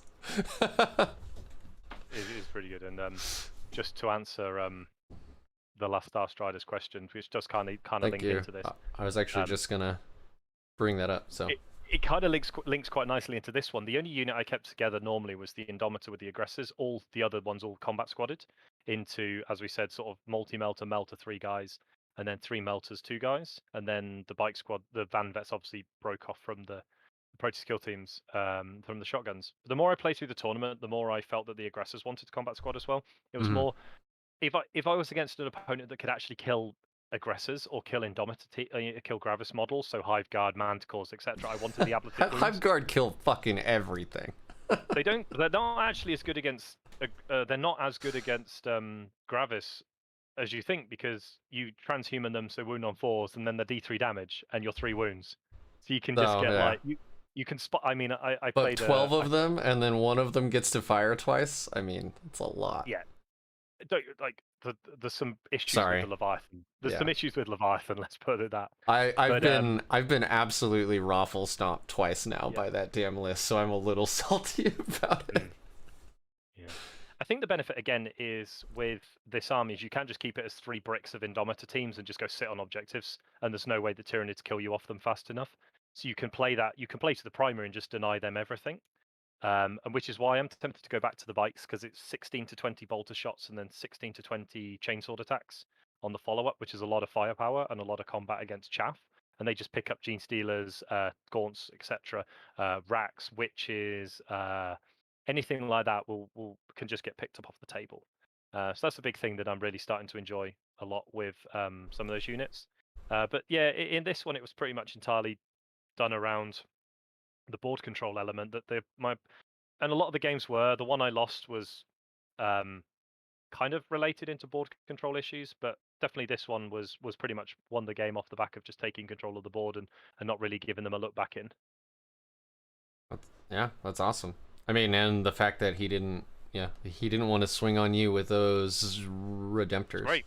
Yeah. Yeah, he's terrified of melter rifles. I mean, he should be, but it was the fact that he played so far back in his deployment zone that my melters were shooting at troops and sitting on objectives. It kind of basically just degenerated into here's 15 wounds that are T5, so your macroplasma incinerator wounds them on threes. Okay, I'll see how long I survive. And that's literally how the game turned into. He almost wiped my entire army out, but just didn't matter at that point because he'd lost too much of the game on primary. Nice. I love that. So you felt in control like the whole game. Oh yeah, absolutely. It was a bit touch and go with the amount of models I was losing, but because obviously I was keeping an eye of was tracking the scores as we went along. I started to work out that even if he scored 215s, he was never getting anywhere near me. So it was kind of like I just basically tunnel visioned into completing as much of my secondaries as I can because I got most of my primary by then anyway. So it was just sort of like, how do I deny you points whilst just getting some of my secondaries like Yeah. Stranglehold and stuff? And that worked out really well. Points. Yeah, it was. It was just play out the mission, score my points, and win the game. Very cool. All right, round 3, Admech. You won this one too, 89-40. This one was fairly one-sided, just because my opponent wasn't 100. I walked up to my opponent. He was a great guy. Wayne Evis was great, and he said, "I don't think I like my army." Um, Basically on the fact that he'd been told by all his mates, take Mars, you get Wrath of Mars, because he'd been taking like a mix stuff before, and at the end of it was kind of like we got to the end of the game. He's like, I hate my planes, I hate my life, and change things over. So the list was 2 marshals, 1 manipulus, 2 big bricks of rangers, 1 big brick of vanguard, 2 small bricks of vanguard, a unit of 7 infiltrators, 2x2 chickens, a unit of Cerberus raiders, and 2 Stratoraptors, which are the anti-tank ones. Stratoraptors really struggle into Army of Renown because there's las cannons firing into Gravis Marines, and they don't do a lot. Oh really? Because a couple of las cannons into Gravis Marines just doesn't even dent the surface. Huh. Because I mean, what you can do is they're gonna wound you on 3s. It's D3 plus 3 damage, right? Because they've got the new las cannons, which are bonkers. But they're 2 shots. Yeah. 2 shots. Oh, I see. Okay. So it's like and then the stubbers just bounce off Gravis as well. So basically, he went first. So I deployed everything in cover, and I popped Raven Guard, which meant that if the planes didn't come within 12 inches, I was -1 to hit. So the planes had to come super close. They killed, I think, 3 Gravis Marines in total. Next to because my entire army was hidden from his force, he couldn't do anything. He couldn't see the rest of my army. So the planes came forward. My turn 1. Oh, the infiltrators came forward. The infiltrators killed 5 shotgun marines because he didn't want to charge the aggressors because obviously he doesn't have a lot of AP on them. I can transhuman, get +1 armor save, so I'd be on a 3-up save into them. So he went in, and I had plus you can overwatch. Or I couldn't overwatch because I was behind a solid wall. Ah, okay. I was gonna ask if infiltrators they can make you fight last or they can turn off Overwatch. Yep. I can't remember which. So he had the fight last relic, and it was like he could go into the Indomitor to kill team with aggressors. They're just, I mean, they hit on 3s, wound on 4s. You're just gonna pop transhuman. They're AP 1 or 2, so you negate half of that with the 1 CP strikes. They're in damage 1, and 7 of them just doesn't have enough attacks to do anything to an Indom team. And then you just punch them back with aggressors, hit on 4s, wound on 2s. You don't get any rerolls because of the infiltrator rule. The infiltrators don't have a rule within 12 inches. You can't do any rerolls into them. But any hits and any wounds just basically flatten an infiltrator because it's damage 2 and they're 2 wounds. So he decided to go into the 5 shotguns and then pile into the. He didn't pile into the aggressors. He basically just stood in the open to move block. So in my turn, I popped both planes with the melters and killed all 7 infiltrators, and just started moving up the board. Put the bike captain into range to do oath. So my secondaries I taken was Rod, Oath, and no prisoners because he has 60 wounds in his Ranger bricks, and there was a load of points, and there wasn't really a clear secondary because it was on the overrun mission. And the secondary for overrun is just not worth thinking about taking. It's raise, where you can get to raise objectives, but it just doesn't happen, and I didn't consider it. So killed both planes, which was great. They were -1 damage, but against half range melter, you're just going to fall out the sky. They have no armor save because because he was basically, what AP can you get to? And I can get to -5 because you go into Dev Doctrine, and you get Yep. -5 AP on your melters. So he's like, well, I can get myself to a 2+. I'm like, okay. He goes, I'm not going to bother. So he did something else because he knew that they were never going to get there. So then 10 melter guns killed 2 planes. I moved some units forward. In his turn 2, I'd moved 2 units forward onto one of. So 2 objectives are hidden by terrain, or you can hold from behind terrain, and then 1 objective. So overrun is sort of the slight semicircle of objectives with 3 in your deployment zone. So the one on the right, the one in the center are both behind objectives where you can hide, but the third one is sat in the open behind dense terrain. So I moved 2 of my Gravis units onto that objective. He then put all of his buffs and the CP strat to get 3 shots rather than 2 on his rangers, and killed 4 guys. That's it. Yeah. Wow. So again, the biggest problem is it's T5 strength 4 versus T5. So yes, he hits on 2s, but he wounds on 5s. I have a 4-up save because I can give myself +1 to my save because of the Gravis stratagem, because they're 1 damage rifles, and he kills 4 guys because you're on a 4-up save. They hitting on 3s because they're -1 to hit, and then they're wounding on 5s. And even though they've got the rerolls of 1s, it still chunks a huge amount of damage potential out of those 60 shots. And I think he split fire as well. So I think he killed 3 from 1 unit, 2 from another. So he might have killed 5, but he didn't kill either of the units. So I had holding my objectives. And that's a fully buffed unit. And it always came back to the fact of toughness 5 just seemed to be so much harder to get through. And also being able to then pump 1 on my armor save to kind of negate 1 of his AP just gives you so much more survivability when you go from a 5 up to a 4 up, and they're wounding on 5s rather than 4s. It really helped. And he got a bit unlucky with his dice rolls, admittedly. But the whole thing is just like, this unit is incredibly hard to kill if you're strength 4 or less. yeah. So then my turn Man. 2 was, sorry. Oh no, just that's so many cool, just like stacking defensive buffs, and he's just bouncing off of you. So yes, if you look at the map, the one on the right and the one in the one on the right and the one in the middle, you could hold from ruins, and One then on the the one right on here. the left. Yes, the one on. If you look at the image you had, if you're in the left. player A deployment zone, Yeah. Okay. the one on the right side and the one in the middle, you can hold from ruins or from LOS blocking line of sight, Okay. LOS blocking terrain, and then the one Yeah. on the right is behind a dense cover, a ruined wall with dense cover. So then my turn 2 was probably the most obnoxious thing I've done in my life, or it felt pretty powerful. I teleported my Flamestorm aggressors, so that in turn 1 the Flamestorm aggressors killed the infiltrators. Then turn 2, all he could shoot was the units on the far terrain piece. Didn't kill any of them. So my turn 2, this is the first time I'd actively used the Beacon Angelus early. So I teleported the 5 Flamestorm aggressors with their ablative wounds forward. I didn't do any chaplain stuff in the command phase because my plan was because he'd had to pull one of his vanguard models into cover and holding an objective. It meant I had line of sight to the entire unit, and I popped 3 CP and killed all 20 vanguard with 5 Flamestorm aggressors. So I went, ignore your cover, 1 AP, the entire unit dies, and I did. Wow. I think I did like 40. I think I did like 42 wounds off of the extremist strat plus the bolters, and just lifted the entire unit off the table. I then charged into the ranger brick in the middle of the board, wiped out most of them. I wiped out most of them, so I just held all of his backfield objectives. In his turn, he couldn't kill the aggressor unit, and again spent 2 CP, auto passed, and then killed off the unit that was in front of them, and then just held the middle objective. And at that point, because he'd taken engage on all fronts, he was having to use his chicken units to get into my back lines and just go near melters. And off of that one turn, no. wiping out 20 Vanguard and most of a Ranger brick, just completely neutered his ability to hold objectives. Yeah.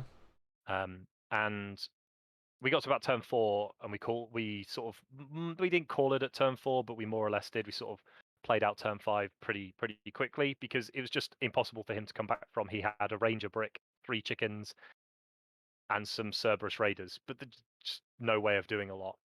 And it was just basically off that one turn where I wiped out half of his infantry, and then in response didn't lose the unit because again aggressors in cover. He ignored the cover save, but again +1 to their save, toughness 5. You just get so much survivability out of these units. And it came at real trumps in this mission having T5. You're saying that like every single game, which is pretty cool actually. That like when most of everything in the game is toughness 4, or at least that's the baseline, right? Like that's the average. Like being able to force up or down 1 is huge either way. So very cool. And it was just one of those ones where it was just breaking the back of my opponent's army down one flank.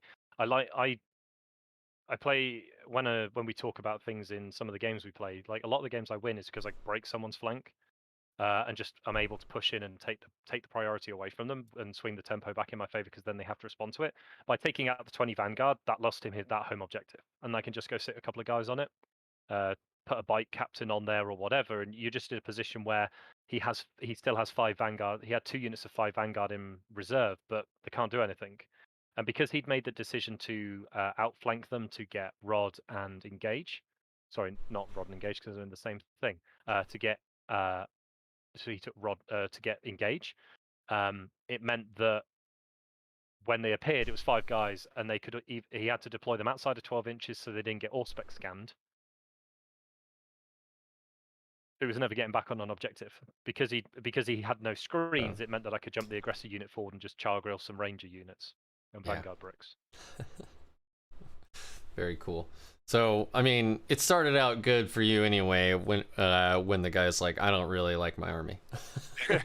He was a very good player. I think it's the fact that he'd gone into Mars thinking it was the right thing to do, and in some ways it was, but I think that he was playing with the 2 planes, and I think he'd realised throughout the first couple of games that they just were 200, 400 points of other things that they could have been. Yeah. And I think it was really struggling. I think he was really struggling to get the army to work the way he wanted it to.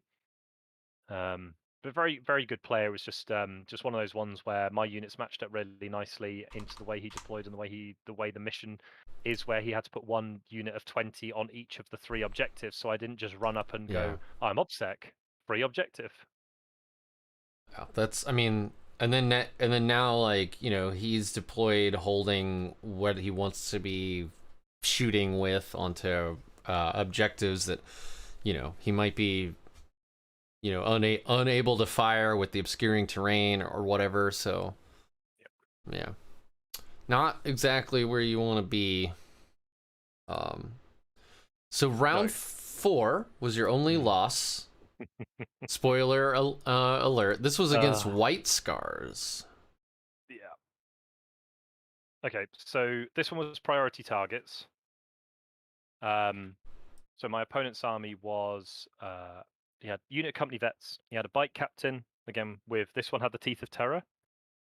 He had a bike chaplain. He had 2 units of assault intercessors, 1 incursor, 1 redemptor, 2 twin volkites, 3 van vet squads with mix of lightning claw storm shields and thunderhammer storm shields, 2 dev units in rhinos, 1 with 1 multi-melter, 3 grav cannons, 1 with 1 grav cannon, 3 multi-melters, and then 1 land speeder storm. I'm not going to blame the dice in this game, but there were some key points in the game where even my opponent was like, I'm sorry how I rolled this game. The best example I can give is I put 6 melter wounds into a unit. The sergeant in cover tanked 6 of them. And that was... So it's like, he's got a 6-up save in cover, tanks 4 of the 6 saves, lose 2 guys. I'm just like, okay, how this game's going to go. But it was one of those ones where I made some positioning mistakes. I sent my aggressors in the wrong direction. I could have sent them to the, if you imagine player deployment zone A, I should have sent them to the right through the cover. I sent them to the left, which allowed them to get shot by both of the dev units. Now, I didn't expect the entire unit to die in 1 round of shooting with transhuman, 5-up invuln, but 2 dev units with full melter and all the other buffs killed all 10 aggressors with the 5 flamestorms, and that kind of Yeah, and that was through transhuman, and a 5-up invuln. Uh, it, it was one of those ones where my dice were good to above good. His were very good, Exceptional. but yeah, they, to be fair, they like you do 15 wounds and he'd pass 10 of the save, 10 4-up saves. So they were significantly above average, but it was more one of those ones that I'm not going to blame the dice because I definitely made some positional decisions with my army that I regret. He also went first, so it allowed him to get to turn 3 first, and then he made 4 8-inch charges Yeah. on turn 3, which yes, there are, but it's one of those ones where you can make 4 8-inch charges. I couldn't have positioned any differently. It was just one of those ones where the turn after that, on my turn 3, I failed 2 7-inch charges, and you're just like you're fighting from underneath like massively, and you are trying to build back up to get any sort of points. And the fact that I got 60 points from this game was like I was super happy with, because at the end of turn 3, I'd lost probably 2/3 of my army had gone by turn 3. And he still had he still had a good 3/4 of his Van Vet still alive. I'd killed both dreadnoughts, but he had most of his Van Vet still alive, and it's just at that point you're fighting from a losing position. So I think I got to the end of turn 4 and spoke out the final turn, worked out that I'd get 60 points, and kind of then spent some time with my opponent trying to work out where I'd gone wrong. So in this one, I'd taken Rod, Priority, and Stranglehold. I scored 15 on priority targets because I picked up a single eradicator, dropped it into his deployment zone, rodded, and then turn 5 walked onto his home objective, which gave me the 3 I needed to finish priority targets. Got me 9 for Stranglehold, and then completed my Rod. So I actually managed to do a lot of secondary scoring, but it was just that turn, him going first and getting to turn 3, and then making the 4 8-inch charges, kind of just put a massive dent in my army. And despite the fact that T5 versus Strength 4 full rerolls is good, it's full rerolls with damage 2, not damage 1. If I was turn 3 charging his guys, it goes completely the opposite. It probably goes a completely different direction. Because then they're damage 1 versus Gravis. Or if it's any other Van Vet that's not a White Scar, so you're probably a completely different position. For anybody who's curious why that matters, turn 3 is when White Scars can go into the Assault Doctrine, and then they have +1 damage on all of their melee weapons. So Lightning Claws are now 2 damage. So if he could have gone first, charged, he would have put at least part of the White Scar army on the back foot by not being able to seize the initiative by charging first. And of course, White Scars have advance and charge, which makes them very fast and very deadly. Anyway, so yeah, you want to kind of counter punch them right in the balls first. Yeah, my White Scars opponent played the game very well. He played to his turn 3 power spike, and even though that he gave me a load of space, it was a load of space that I only had 2 turns to make the most of.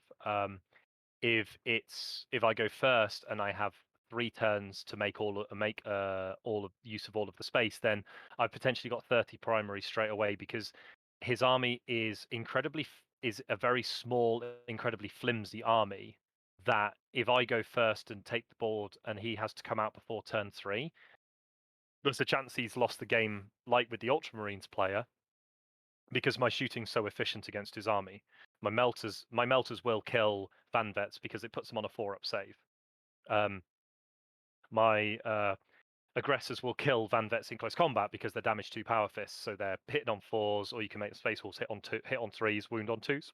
But again, puts them straight on the Rimvan. So there's a lot of scenarios where, and this was really good because we got a good chance to talk through.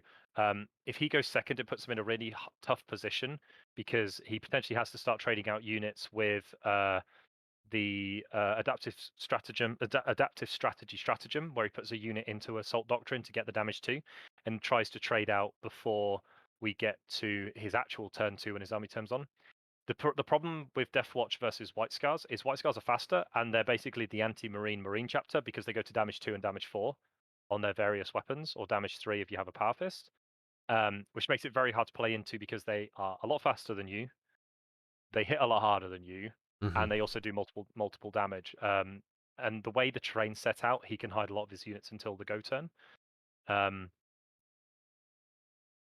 made mistakes that in the initial viewing of the game didn't look like mistakes, but when I take a step back and review the game, I made some decisions that didn't cost me the game, but made it much harder when it was already a hard game to win when I'm already fighting uphill, just made it a lot harder. Had I have sent my aggressors in a different direction, I then have a chance to actually get in and do a bit more damage. Yeah, this I like. So um you learn more from a loss than a win.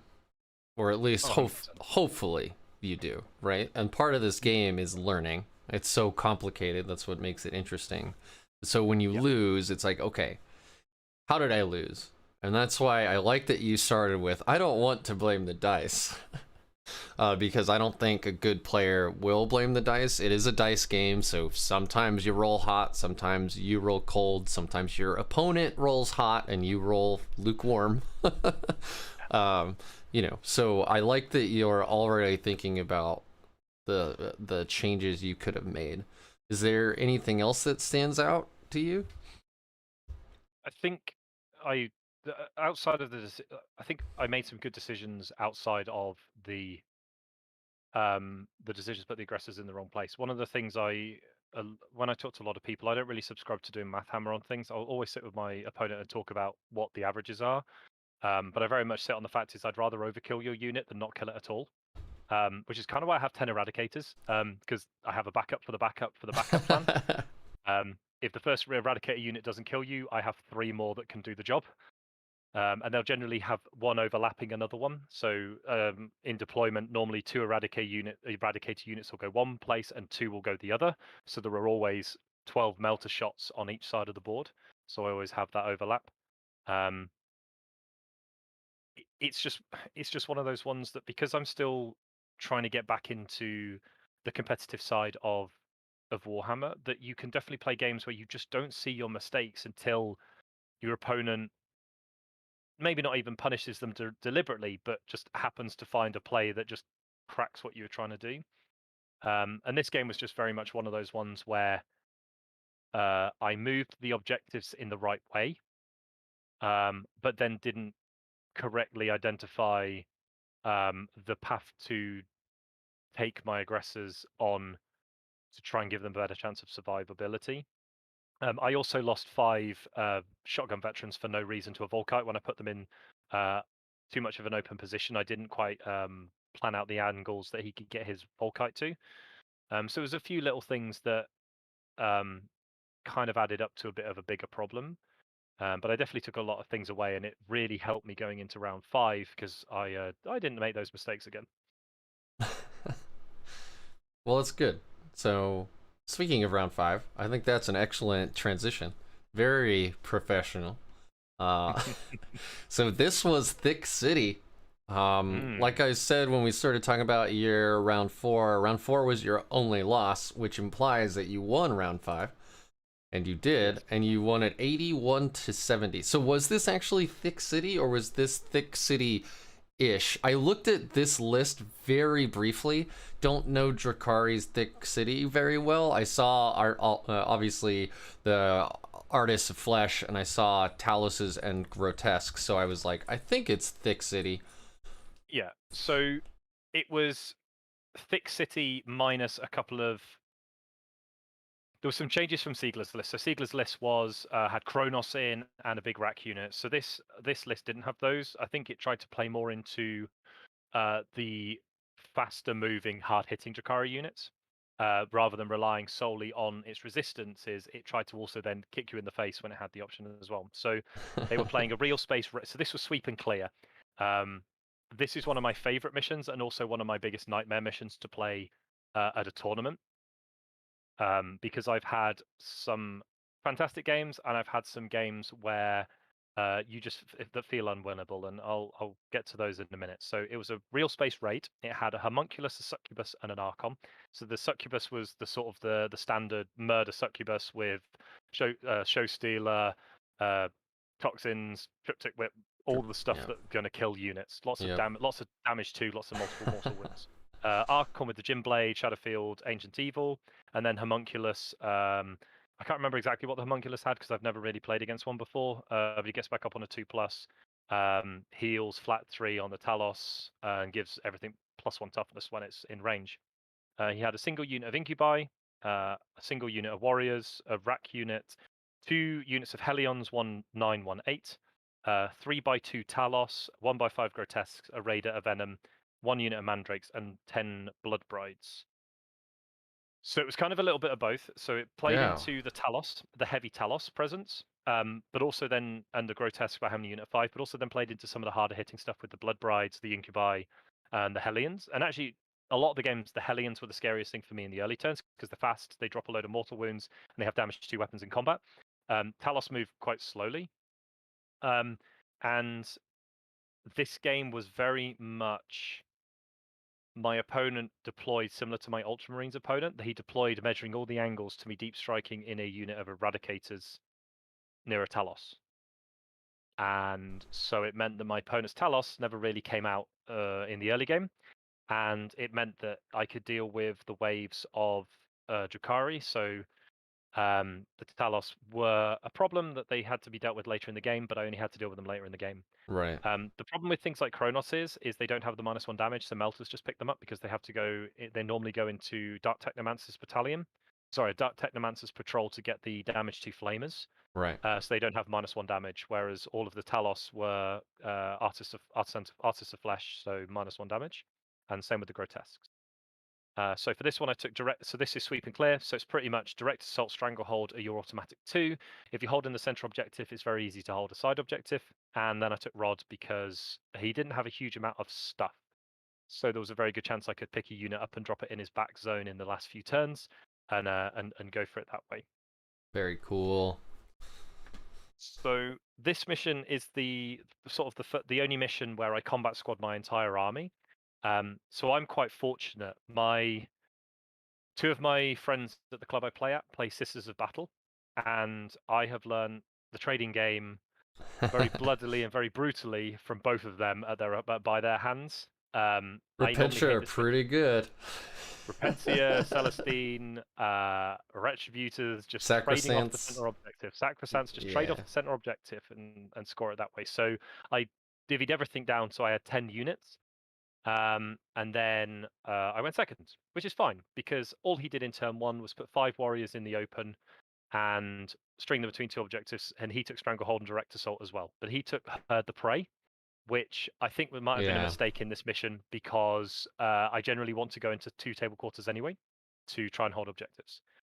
So my turn 1, I moved 5 shotguns out, killed 5 warriors, and held 2 objectives, and held 3 objectives. So what I've learnt to do is have a unit of 5 string out between the center objective and the top left objective, and then hold my own one, and just do that. Yeah. Because you can get a unit of 5 can stretch between the center of the battlefield and the top left objective just with 2 inches coherency. You can get on both objectives. Because only a model, it's because the rule is a model can only hold 1 objective. So a unit of 5 can hold 2, and then you hold your home one. And we did that trade off. And we basically he pushed forward his units. There was 1 key turn and 1 partial key turn. So the partial key turn was turn 2, where he got advance and charge on all his units. So turn 3 was a partial key turn, and it ended up being probably what won the game. in the long run. So I'd moved forward to hold objectives. I'd sent an Eradicator unit. I deep struck down 5 Van Vets onto the objective on the top left. So I held that one and got Stranglehold Direct Assault again because he killed off my 5. Turn 2, I killed all 5 Grotesques because they'd come out to do the next job of holding the center. The biggest thing we found at the end of the game for him is he had no tradable pieces in comparison to me. Because he had Talos Grotesques and a Warrior unit, and none of it could trade into the center objective effectively because none of it's OBSEC. So I killed the 5 Warriors. I have 5 OBSEC models on 2 objectives. He has to kill those, otherwise it's my objective still. Mm-hmm. So my turn 2, I bring in 5 Van Vets in the top left, rod with them on the objective, and put 5 Eradicators forward, and put one of the Eradicators onto the objective, and one of the Van Vets onto the objective. So I've got 2 units on the objective in the top left.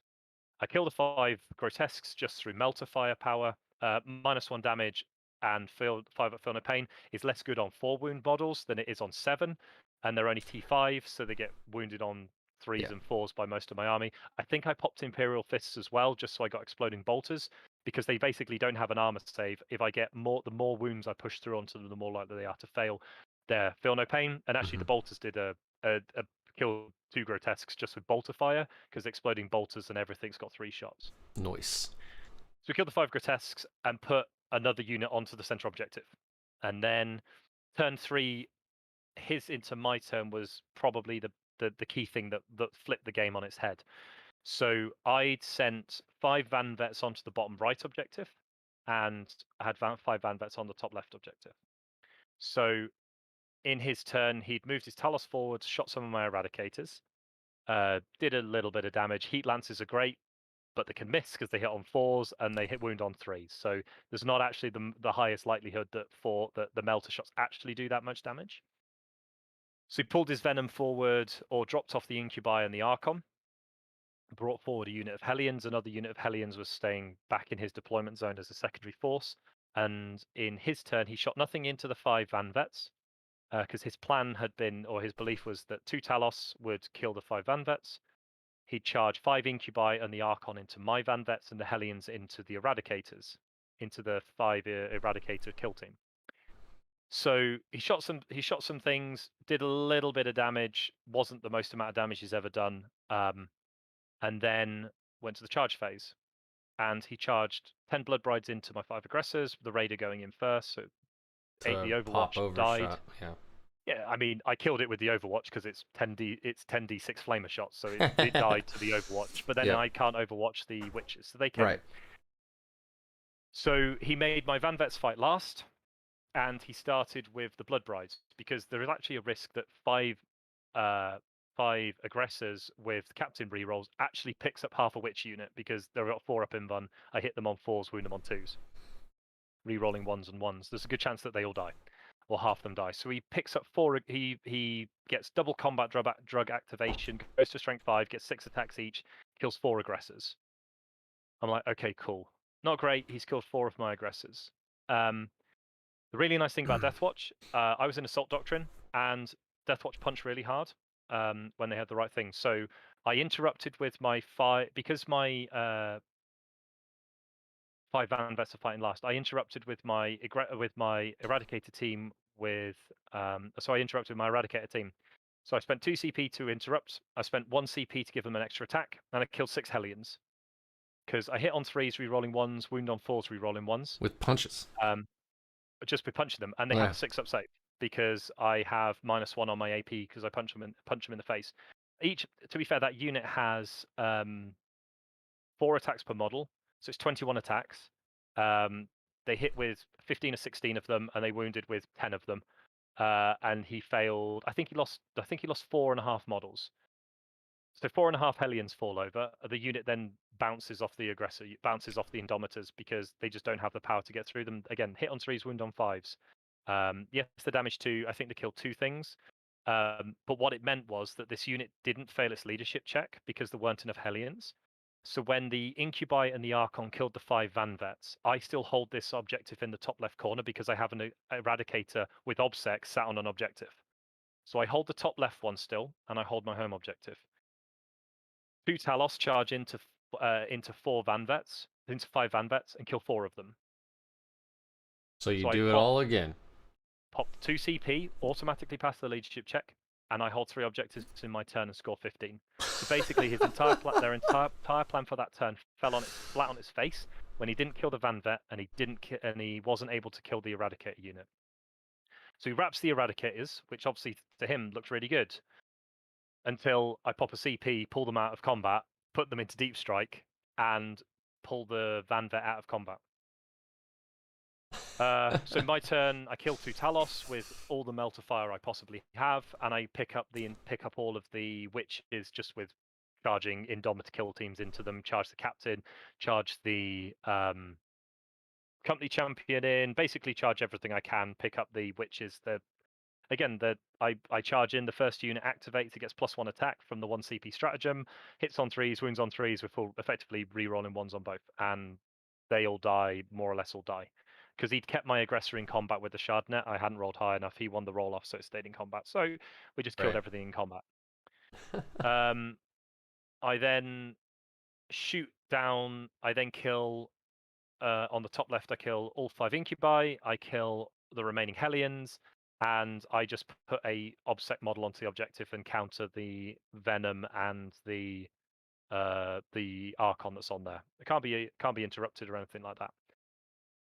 So in my turn, so then his turn 4, he then doesn't have a lot left, so he brings the Hellions forward, brings the Talos forward, kills off the one guy in cover with the Talos.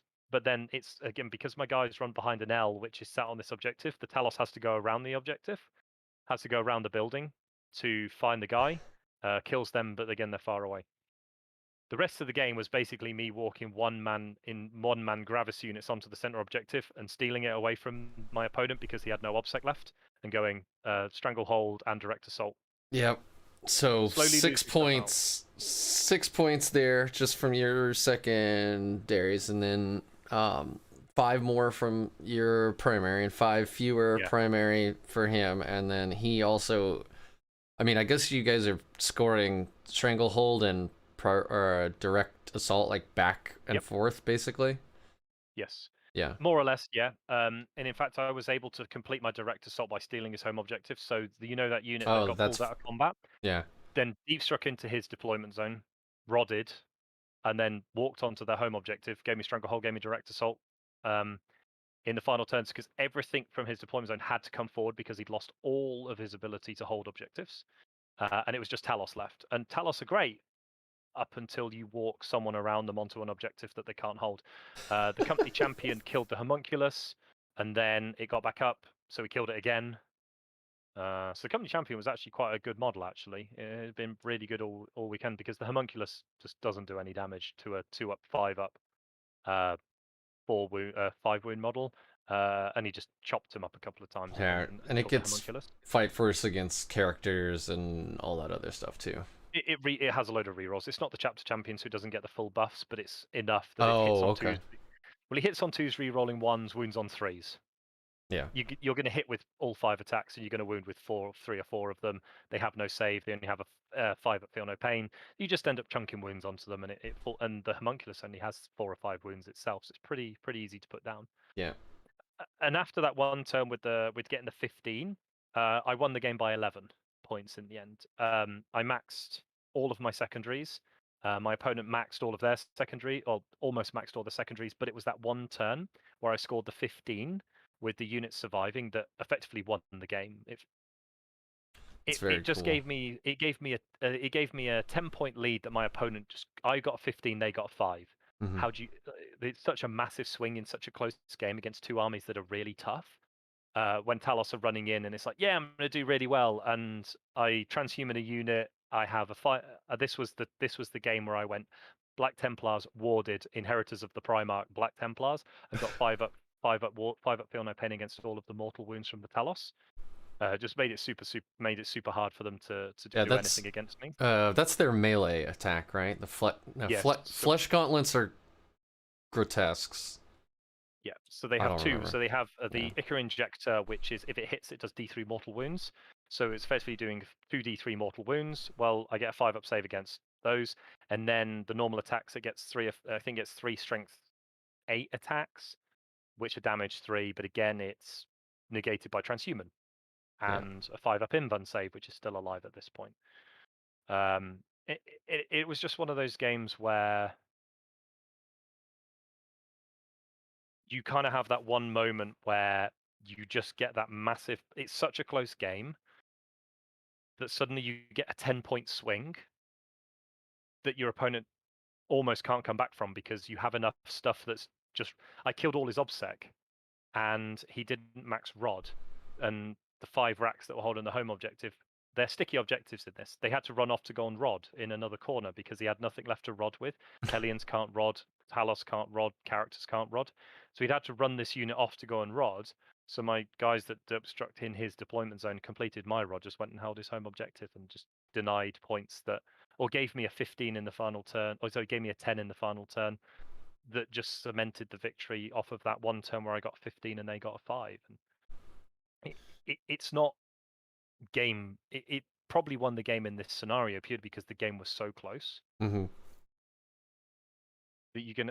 I've never played a game that's been that close that swung on just one set of combat phases. That's gone from me scoring potentially a 10 because my eradicators, when probably as soon as my eradicators interrupted and wiped almost half the Hellions out, there was no way I was going to lose the objective. They don't have enough attacks into 3 wound toughness 5.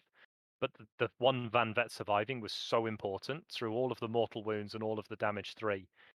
Them surviving and holding that objective was critical because instead of getting a 10, it gave me a 15. Right. But then because they survive, they jump out of combat and hold that objective. So by the time it goes to my opponent, they have a 5 because they're only holding their home objective. Right. So it's like, yeah, it's a huge, it's a 15-point swing there. Yeah. Just for that, or those 2 models, if you include the Eradicator actually living. Yeah. And having played Sisters and traded my way to victories and losses, I when I first played this mission, I had to play against Sisters with Celestine and Morvenval, and I despised this mission because I was playing with Redemptors and Volkites, and I couldn't kill Celestine without basically putting 2 Redemptors into her, and then they just get lifted by melter weaponry, and it was a super hard mission to play. And I run hot and cold with this mission. Like, I enjoyed it at this tournament, but then at Coventry, I'd played this mission against someone who had 15 Wraiths, 15 Scorpec Destroyers, some Warriors, and some characters.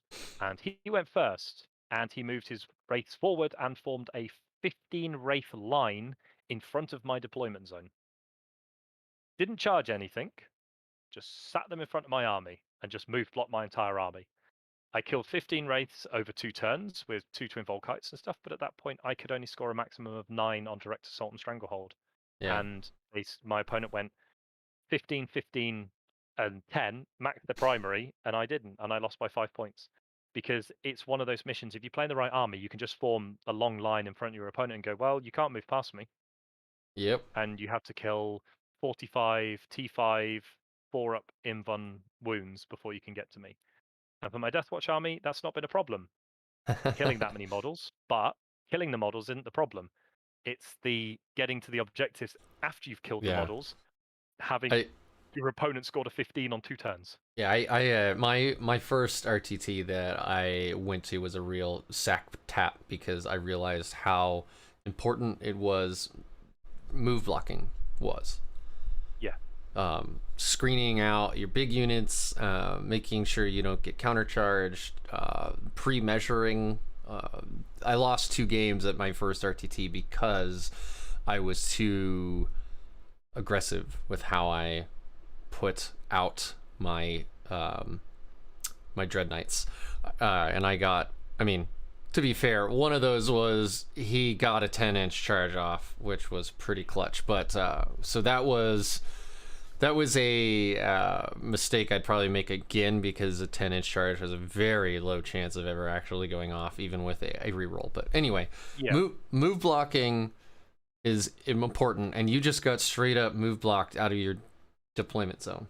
But if you had gone first, completely the opposite. Exactly. Yeah. And this is one of the biggest issues with this mission specifically, is if ever you go to like play a game at your club and you know you're going to play this mission, just build an army that just puts a lineup in front of your opponents, So one of my friends, another one of the friends at the club, played the Richard Siegler Metallica list.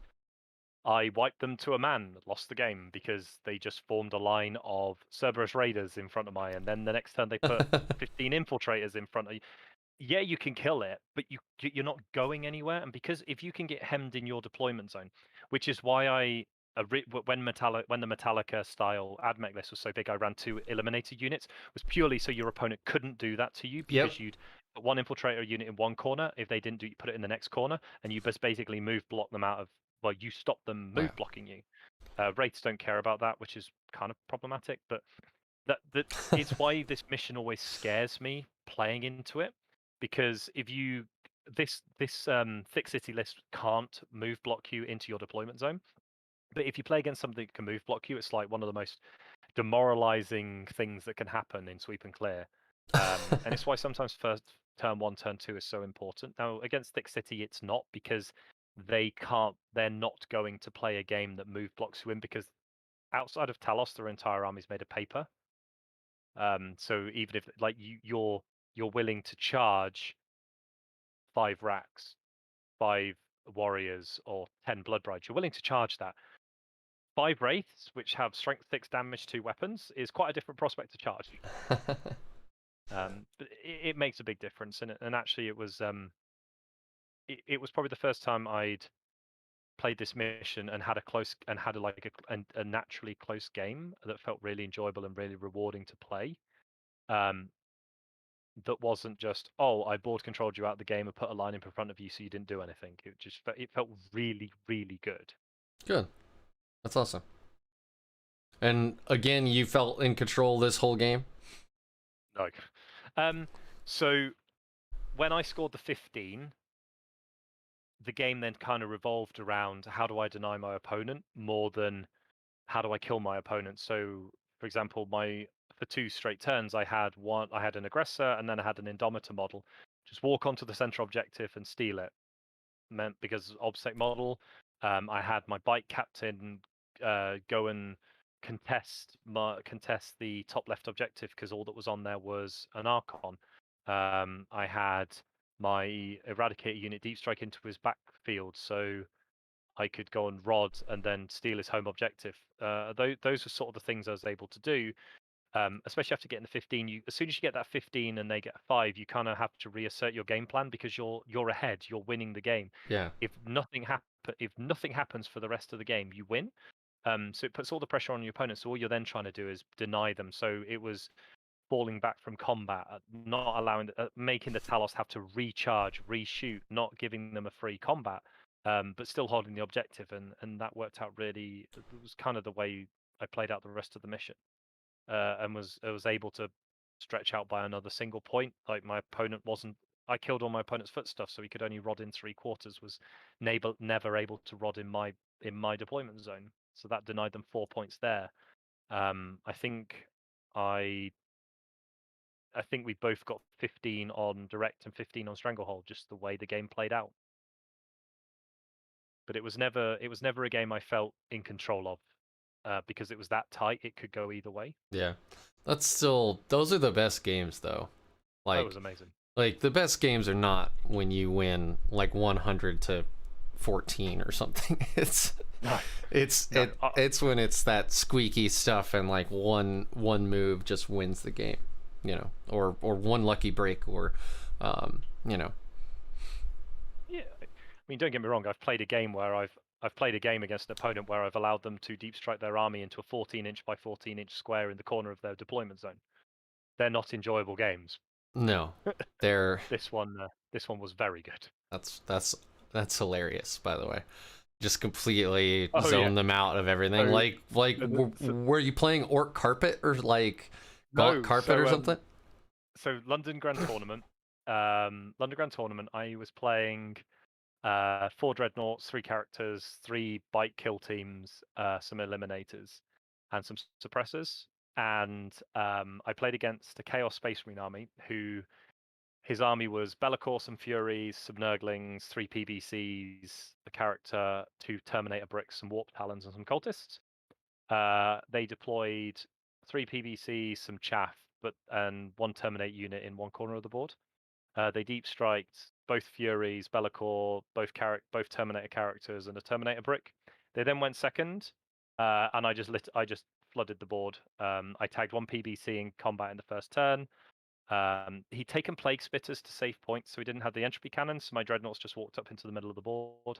And by the end of my turn 2, he had a 14 by 14 inch square to deploy his Deep Strikers into, because my 5 Van Vet had drawn a line 2 inches apart down one line of the board alongside my Eliminator unit, and just went, nope, you can't Deep Strike on this side of the board. And I got 100 points because my opponent wasn't able to play the game because Be'lakor arrived on turn 3 and didn't do anything. Yep. Be'lakor is kind of a linchpin. And that was the first time that I realized that I enjoyed fast-moving armies. So this one was a big change from that. But I definitely learned a lot about board control from that tournament, and in this tournament it allowed me to play out a lot of missions and a lot of games for victories that I probably wouldn't have won had I have just played them at London in September. Well, if you like fast-moving armies so much, why don't you play Drukhari? I like fast-moving armies that don't get killed by a stiff breeze.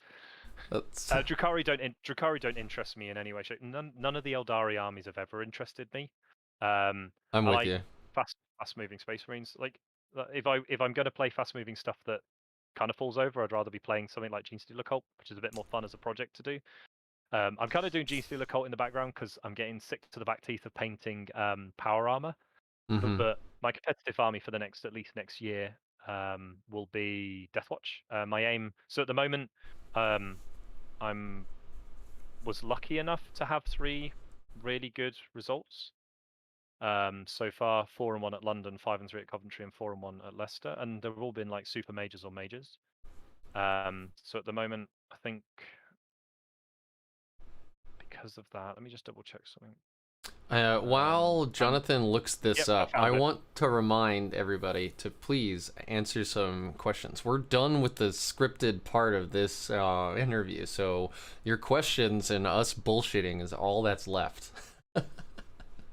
So as of today, I'm ranked 8th on the ITC for Deathwatch off of those 3 tournaments. So sort of my aim now is for next year to put 4 scores in to see where I can get to see how close I can get to Michael. I don't think I'm going to get anywhere near him because he's like the best player in the world at Deathwatch. The guy is an absolute genius. But to get up to sort of top 10 in the ITC for Deathwatch was like a huge thing for me, especially when that's 3 really scores. cool, like, man.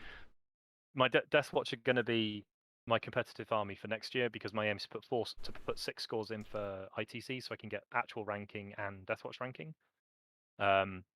Where I finish is less important, but it's kind of the goal is to do 6 events so I can actually get a score in.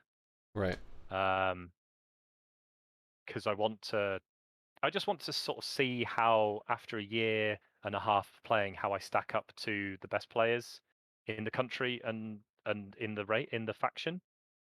Because there's a couple of UK players in the top 10 that are very good players, and I'd like to. I'm just interested to see how I stack up against the other players in the UK. Wow, I'm looking through this ITC list. Jason Snagowski is still ranked 2nd. Yeah. From what I can see here. Evan Stump is ranked 4th. These are all people I've had on Red Fort my show. 10th. Fred is in 10th twice, which is an interesting problem. Here, I'll actually switch to my browser here so folks can actually see what we see. But you can see here, for some reason, like Fred's on here twice, in 10th. Yeah, hey, and there you are, 8th. Congratulations, man.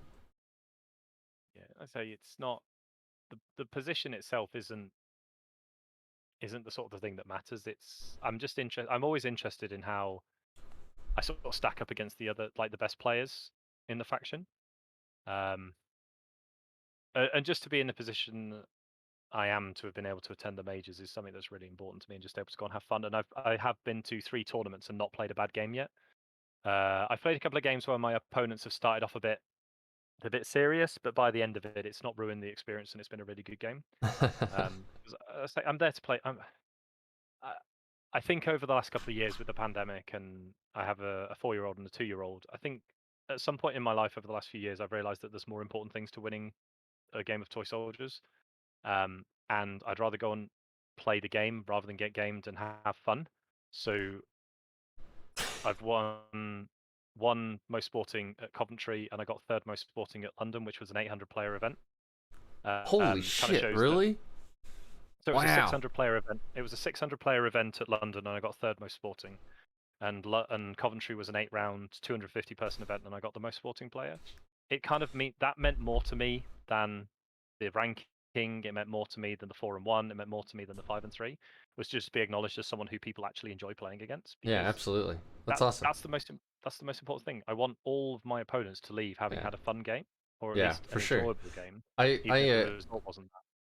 Yeah, I've said this on my show before, but like that's honestly the thing I'm probably the most scared about at any tournament. Like I have legit anxiety about the fact not losing, but like having a 3-hour game with somebody who's a prick, right? Like that doesn't and it's it's not like you bump into somebody on the street and it's a 30-second interaction. It's up to 3 hours that you have to play with this other person.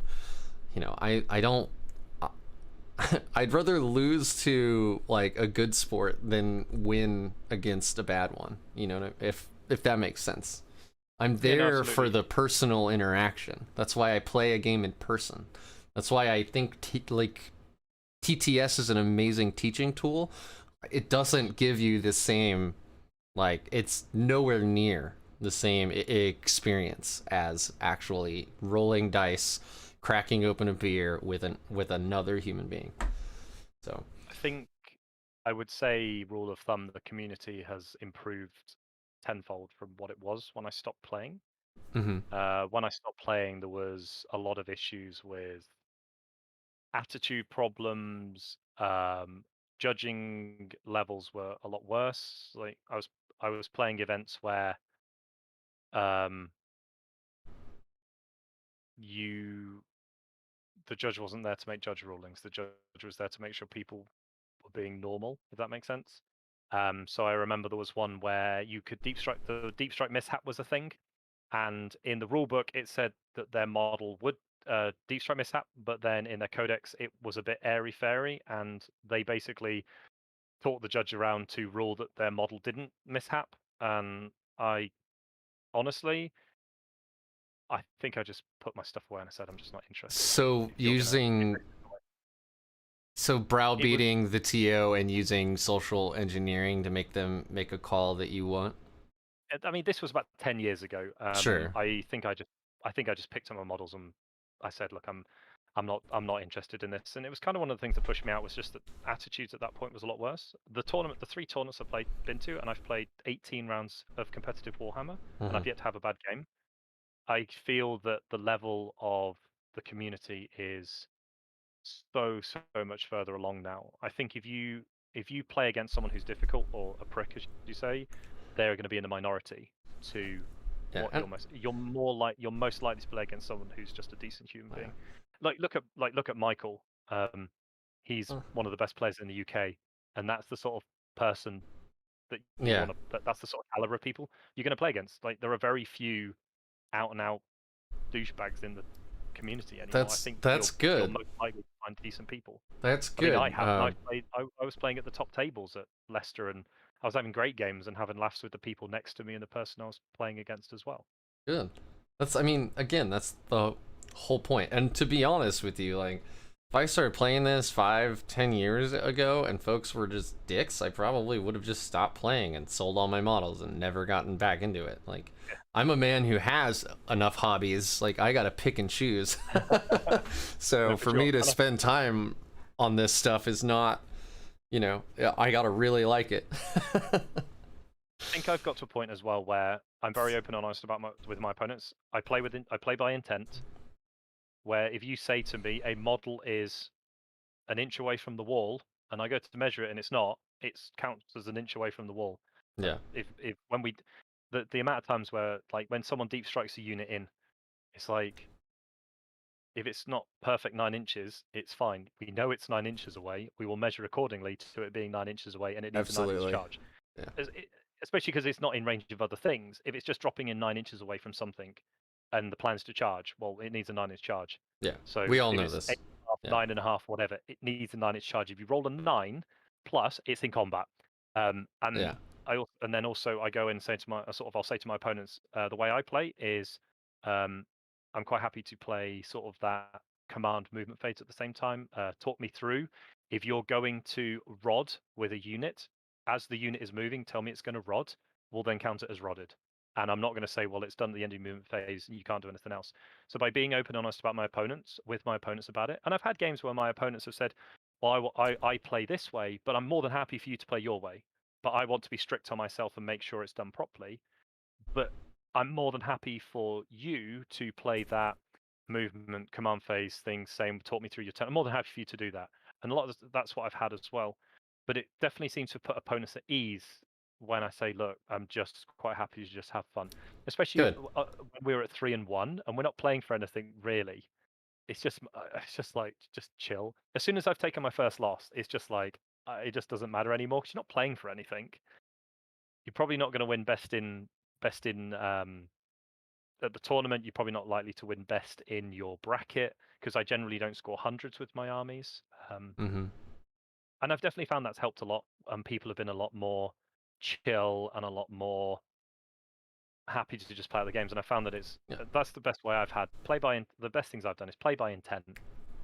Talk to your opponent about what you want to do, and just go through the turn, because the amount of times that you get to the end of movement phase, you're in the shooting phase, it's like, oh shit, I meant to rod with that unit at the end of my turn. Whereas had I have gone, I'm moving this unit and this unit is going to rod in this corner and then carry on the rest of the movement phase, you end up actually forgetting less things, because by the intent of it, you've said this is what they're going to do. Even if you didn't then confirm it at the end of the movement phase, in my mind, that's what you've done. Yeah. You have rodded with that Yeah. unit, whether you've and say with Grey Knights, your psychic ritual, it's like your move unit saying they're going to psychic ritual here, and then the intent is for you to do that, and it's much easier to come back. Say you get to the shooting phase, and it's like, oh, hang on a minute, I didn't do the psychic ritual here. Do you mind if I go back? Well, I'm more likely to say yes because you said that's what they were going to do. Yeah. It's just a lot more flexible, and I think if you play that way, people generally sort of are a lot more amenable to it, and especially It's also like I play with a lot of people who are newer to the game, and so when you it's do it critical that then. way, it also helps them learn, right? Or Yeah. like I'll if I'm playing like a newer player, I'll remind them of stuff like, hey, you took rod. Did you mean to rod with that? That unit, and in a tournament, I'm probably not gonna do that to an experienced opponent, but like, be, you know, don't win because people forgot stuff, right? Like, I don't like gotcha. win I because hate, you outplayed them. yeah, I hate gotcha moments. So I'm a big advocate of, if your opponent's about to charge into something and make a colossal mistake, tell them. So I've had situations where my opponents have moved within 8 inches of my shotgun Marines, and I said, by the way, they have an 8-inch flamer mode. I've told them at the beginning of the game, but I said, if you want to move them back outside of 8 inches and take the 8 inch rather than the 6 or 7 inch charge, please feel free. If you are within 8 inches, I'm going to be shooting you with 5d6 flamers. Yes. And gotchas are like one of the biggest killjoys to Warhammer for me. If someone's going to have a got you moment, it's kind of like I'm less interested, because I don't know every codex. I don't think anyone knows. Well, very few people know every codex inside out. I'll tell my opponent at the beginning of the game, these are the key stratagems you need to be aware of, which is Brotherhood of Veterans when you play normal ones, Yeah. and well, that's kind of about it. And then obviously the main ones. But I will tell you if there's any other key stratagems as we go through the game, and I'm more than happy for us to adjust the game state around that information. If you have a question, just ask me. I want you to have fun as much as me, even if that means that you get a win because you suddenly realize something was different. As I say, in life, there's more important things, and I'm Yeah. not phased by my opponent winning. I'm more I get more pissed off by losing to a gotcha moment than by someone saying, "Oh, by the way, this is how this works. If you want to change around it, that's fine," and then they win the game. Yeah. That's also fine by me. Yeah, I agree. I try to again, like, make it an enjoyable experience. I know I get frustrated at myself when I forget stuff, so Yeah. you know, if you can help remind people, then you know, that's probably not a bad thing, because it makes the game better for both. So I'm gonna ask one last time, if anybody has any questions for John or myself, please ask now, because we've been going now for just shy of 2 hours and 40 minutes, which has been an amazing discussion, by the way. And I don't want to brag or anything, but I am the 560th best Grey Knights player. Hey. Well, you can only get. Let's put it this way: you can only go up. Thanks, with buddy. Each event you do. With each event you do, you can only go up. Hell yeah. We're all in a learning curve. Like, I don't believe I know everything. I still have a huge amount to learn. My plan in the new year is to have a chat with Michael and see if I can get some coaching for him through Vanguard Tactics, because if I want to get better, there's no better person to talk to. Yeah, I'm a member of their academy, but that's what I need to be getting on. But the time zone difference for me is actually pretty difficult. Yeah, it's good quality stuff though. Yeah, and I'm happy to spend a bit, because yes, I can go 4-1, but I don't believe at the moment I can go 5-0. Am I capable of doing it? Yeah, of course I am. Everyone's capable of going 5-0 if you have if the dice roll your way and you have a good run of it. But the way, I'm definitely interested in getting some coaching so I can actually do that with more ease and feel like I'm actually capable of doing it. And I always believe there's never anything wrong with asking for help. When no one is perfect, no one is the best. Even the best players in the world will play with other best players and learn new things. Like, the art of war exists with the top players because they can all push each other to get better, and they've had such amazing results. Like, Richard Siegler Richard Siegler went to 3-peat and won all of the US. He didn't do that on his own. He did that with the people around him. Although on the day he did it on his own, but that's built off of playing with the best players in the world around them and asking questions, realizing you make mistakes, and that's the only way we can hope to get better.